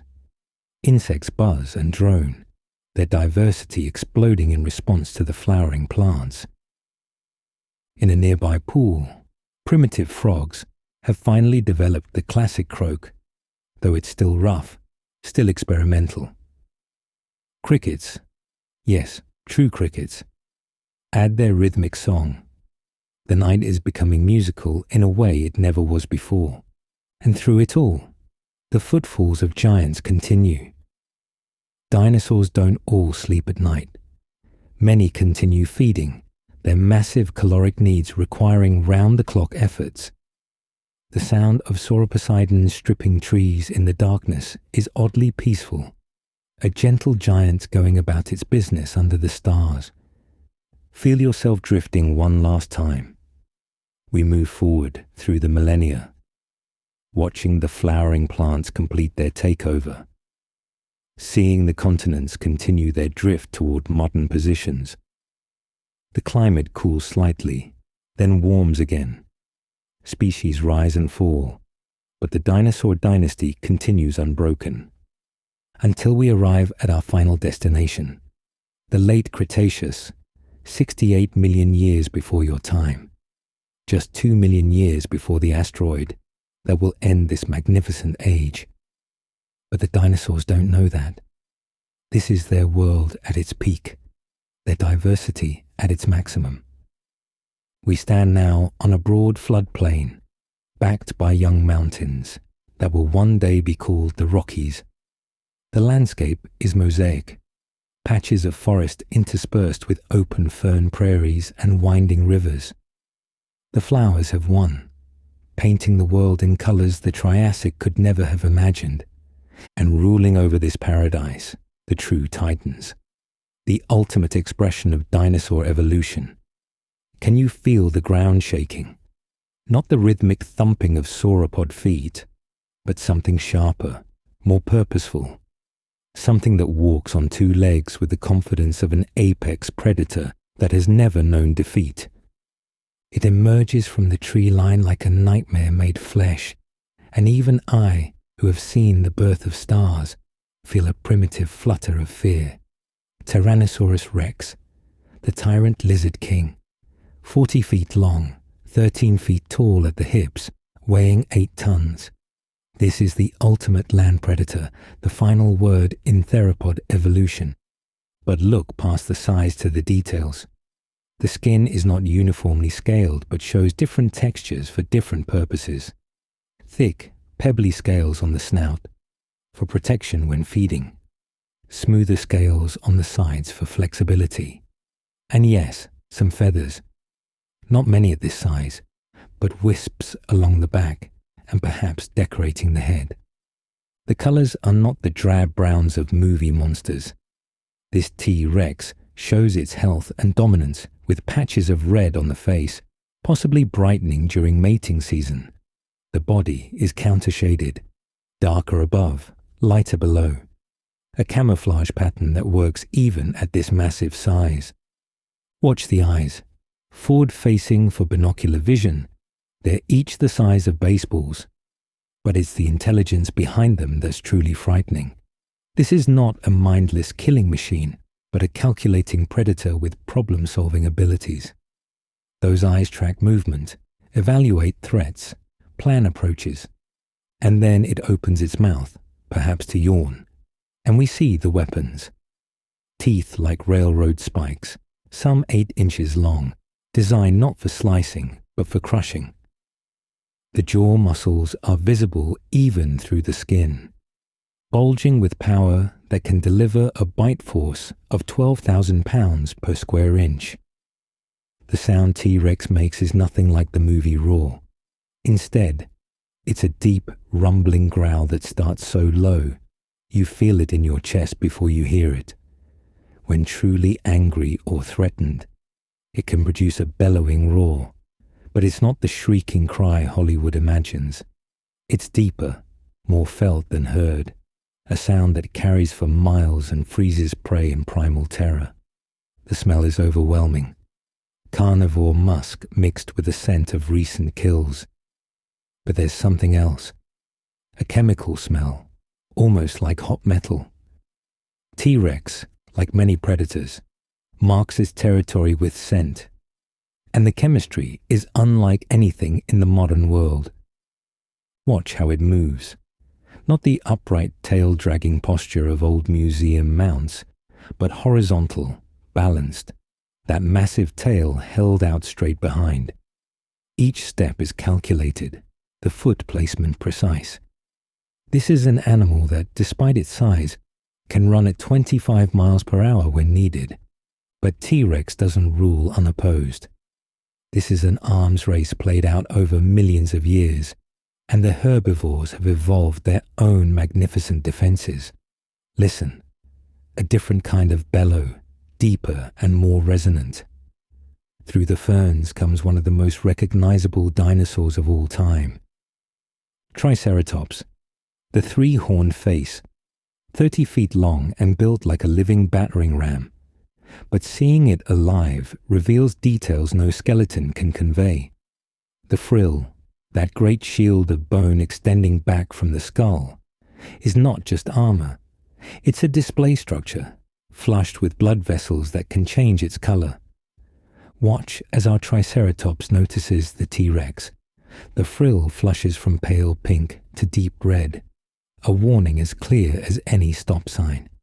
The three horns, two above the eyes and one on the nose, are not just bone but covered in keratin sheaths that extend their length by several inches.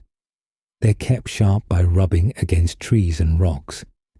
The skin of Triceratops is a masterwork of natural armor. Large scales on the back and sides, smaller ones on the belly and around the neck, a flexible mesh that allows movement while maintaining protection. The color is mottled green and brown, perfect camouflage when standing still in the forest edge. But it's the behavior that's most fascinating. Triceratops doesn't flee from T-Rex. Instead, it turns to face the predator head-on, those horns lowered like lances. The message is clear: attack if you dare, but the price will be high. This is mutual deterrence, Cretaceous style. The sound Triceratops makes is surprising. Not just bellows, but also higher-pitched squeals and grunts. They're social animals, communicating constantly within the herd.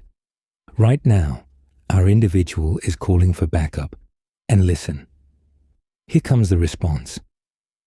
A herd of Triceratops emerges from the forest, 15 strong. They move with surprising coordination for animals this large, forming a defensive circle with the young in the center. The adults face outward, a wall of horns and muscle that even T-Rex must respect. The smell of the herd is herbivorous, but with a sharp undertone. Triceratops has glands that produce a defensive odor when threatened, something acrid and unpleasant. Combined with the visual display of all those horns, it's usually enough to discourage even the hungriest predator. But let me show you something truly bizarre, even by dinosaur standards. Moving through the forest with an awkward, waddling gait comes a creature that seems assembled from spare parts. Therizinosaurus, the scythe lizard. Imagine a creature 30 feet long with the general body plan of a predator. Bipedal, long neck, grasping arms. But the proportions are all wrong. The belly is enormous, pot-bellied like a giant ground sloth. The legs are short and stumpy. And the claws. Oh, the claws. Each hand bears 3 claws, but the first is a monster. 3 feet long and curved like a saber. These are the longest claws ever known on any animal, and they're not for killing. Watch as Therizinosaurus uses them. It reaches up to a tree branch 20 feet overhead, those impossible claws hooking over and pulling it down. The neck extends, and small, leaf-shaped teeth strip the foliage. This is a theropod gone vegetarian, a wolf that decided to become a cow, but kept the claws for reaching rather than rending. The feathers on Therizinosaurus are extensive, almost a full coat. Not for flight. This creature weighs 4 tons, but for display and possibly temperature regulation. The colors are striking.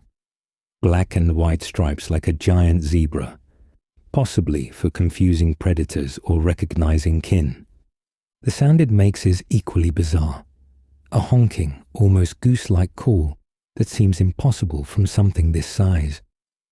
But the respiratory system of Therizinosaurus is unlike other theropods, adapted for processing vast amounts of plant matter, rather than efficient oxygen intake for hunting. The smell is unique, herbivorous, but with a musky, almost bear-like quality. Those claws aren't just for reaching food. When threatened, Therizinosaurus can defend itself with devastating effect. I've seen one drive off a tyrannosaur with a display of claw waving that looked like a kung fu master wielding swords. As the day wears on, shadows begin to fall across the floodplain, but one shadow moves independently of the sun, a vast winged shape that blocks out the light as it passes overhead. Quetzalcoatlus northropi, the largest flying creature ever to exist, with a wingspan of 36 feet, the width of a small airplane. It seems to violate the laws of physics, but it flies. Oh, how it flies. Watch as it comes in for a landing. The approach is nothing like a bird's. Instead, it glides in low and slow, those massive wings catching every bit of lift. At the last moment, the wings fold, and it lands on all fours, walking on its wing knuckles like a grotesque bat. On the ground, Quetzalcoatlus is alien. The neck is impossibly long, the head equally so. The beak is toothless but sharp, designed for probing and grasping rather than tearing. This is not a creature that catches fish on the wing. This is a ground stalker, a heron scaled up to dragon size. The skin is not scaly but covered in a fur-like coating called pycnofibers. Touch it in your mind, soft and dense, providing insulation for a creature that flies at altitudes where the air is cold and thin. The colors are muted, browns and tans that help it blend in when stalking prey on the ground. Watch as it hunts. The technique is patience personified. That long neck allows the head to move independently, searching for small dinosaurs, mammals, anything small enough to swallow whole. When prey is spotted, the strike is lightning fast, that spear-like beak darting forward with unerring accuracy. But it's in flight that Quetzalcoatlus truly shines. Watch as it prepares to take off. Unlike birds, which leap into the air, Quetzalcoatlus pole vaults. Those powerful forelimbs push against the ground, launching it high enough for the wings to unfold and catch the air. Once airborne, the transformation is complete. What was awkward on land becomes graceful in the sky. Those massive wings barely need to flap, instead riding thermals and updrafts with an efficiency that modern gliders can only envy. From the ground, it looks like a creature from another world, a reminder that the Cretaceous pushed life to extremes we'll never see again. As evening approaches, one more titan demands our attention. The ground vibrates with a different quality now, not the sharp impacts of bipedal dinosaurs, but a grinding, dragging sound. Through the ferns comes a creature that has taken defense to its logical extreme. Ankylosaurus magniventris, the fused lizard with the great belly. Imagine a living tank, 30 feet long and 6 feet wide, covered in armor so complete that even T-Rex thinks twice about attacking. This is a creature that has sacrificed everything: speed, agility, even clear vision. for absolute defense. The armor is not just plates, but a complex system. Large osteoderms, bone embedded in the skin, cover the back and sides. Smaller plates fill the gaps. Even the skull is armored, with bone covering every surface except the eyes and nostrils.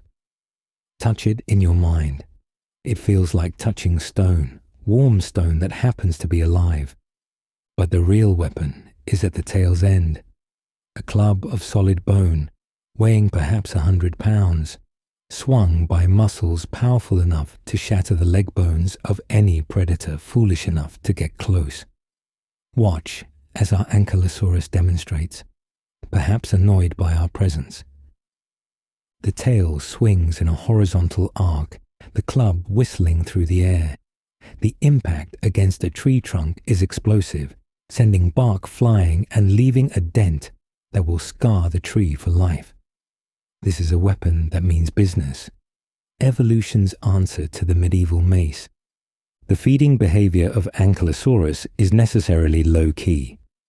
That massive armored head can't lift very high, so it feeds on low-growing plants. The teeth are small and leaf-shaped, designed for cropping rather than chewing. Watch the methodical way it moves through the ferns, mowing them down like a living lawnmower.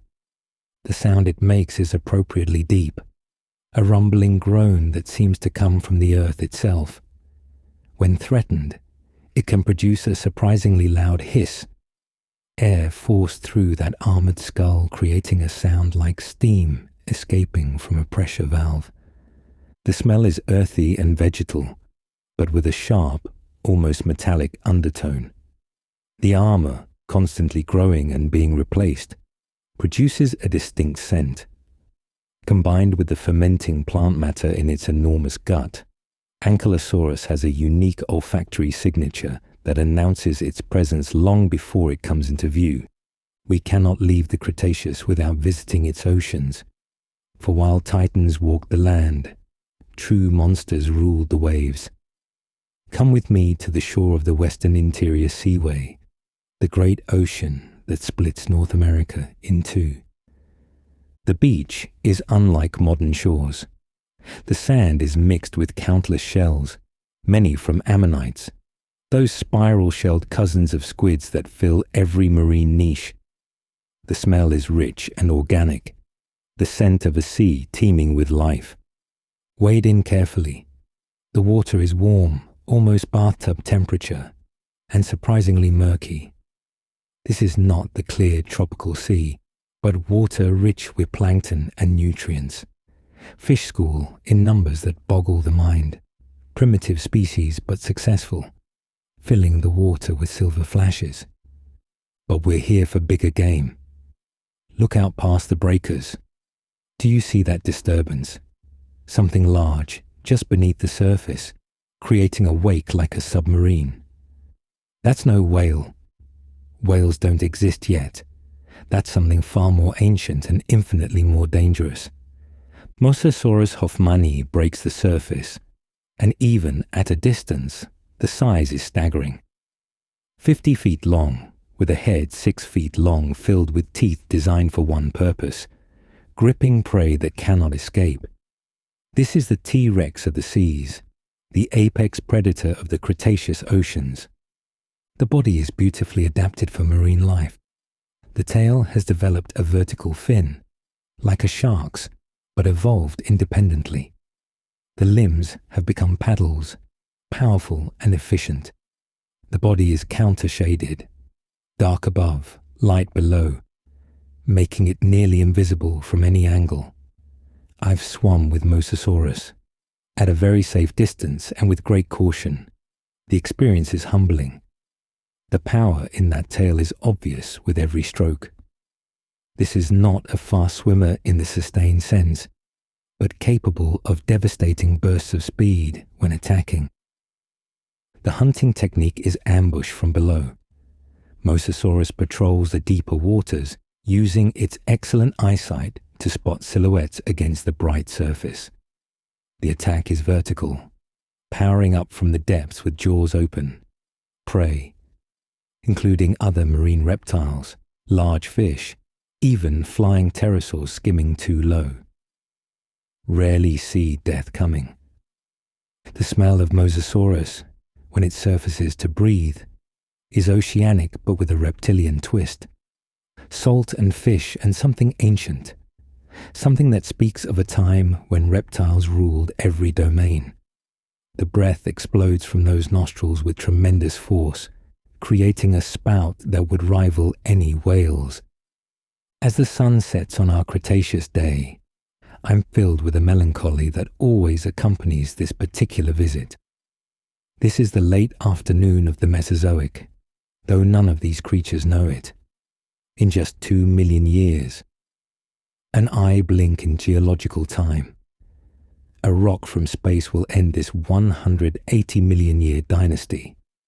But watch them in their ignorance, in their perfect adaptation to this moment. The T-Rex settling for the night, finding a resting spot where it can survey its territory. The Triceratops herd moving to evening pastures, their young protected in the center. The hadrosaurs beginning their evening chorus, honking calls that echo across the floodplains. In the sky, the last pterosaurs of the day settle onto cliff roofs, their wings folding with papery rustles. Small mammals emerge from burrows, still tiny, still waiting for their time. The earliest snakes wind through the undergrowth, and primitive birds settle into trees that look increasingly familiar. The flowers close for the night, protecting their precious pollen. Night-blooming species open, pale in the gathering darkness, attracting the moths that have learned to navigate by moonlight. The Cretaceous Night Symphony begins, fuller and more complex than any earlier time, a preview of the world to come. This is Earth at a pinnacle of diversity and success. Every niche filled, every opportunity exploited. The dinosaurs have ruled for so long that their dominance seems eternal, written into the very fabric of the planet. They've survived ice ages and volcanic catastrophes, predators and plagues. Surely nothing can end their reign. And yet, but that's a story for another time. Tonight, we celebrate what was, not mourn what was lost. We've walked with giants, breathed the air of ancient worlds, felt the ground shake beneath the feet of titans. We've seen evolution's greatest experiments in size and power, witnessed the birth of flowers and the first flights of birds. As we prepare to return to your time, consider what we've witnessed. These titans of the ancient earth were not monsters but marvels, each one a solution to the challenge of survival, each one perfectly adapted to its world. The oxygen-drunk giants of the Carboniferous, growing large because they could. The sail-backed experiments of the Permian, bridging reptile and mammal. The first dinosaurs of the Triassic, writing the blueprint for dominance. The graceful giants of the Jurassic, pushing size to its limits. And the diverse titans of the Cretaceous, exploring every possible way to be a dinosaur. They lived fully in their moments, unaware of past or future, simply being. The Arthropleura processing fallen logs into soil. The Dimetrodon basking in ancient sunlight. The Diplodocus reaching for untouched leaves. The T-Rex stalking its territory with supreme confidence. Each breath they took, each step they made, each young one they raised was a victory against entropy, a flame held against the darkness. They couldn't know that their descendants would become chickens and sparrows, that their world would be replaced by one where mammals rule and flowers paint every landscape. But perhaps that's the lesson. Life persists. It adapts, changes, finds new ways to express itself. The titans fell, but life continued. The DNA of dinosaurs flows in every bird that sings outside your window. The partnerships between flowers and insects that began in the Cretaceous continue in every garden. We are all connected through deep time. The oxygen you breathe was filtered through Carboniferous forests. The oil that powers your world is the compressed remains of Jurassic seas.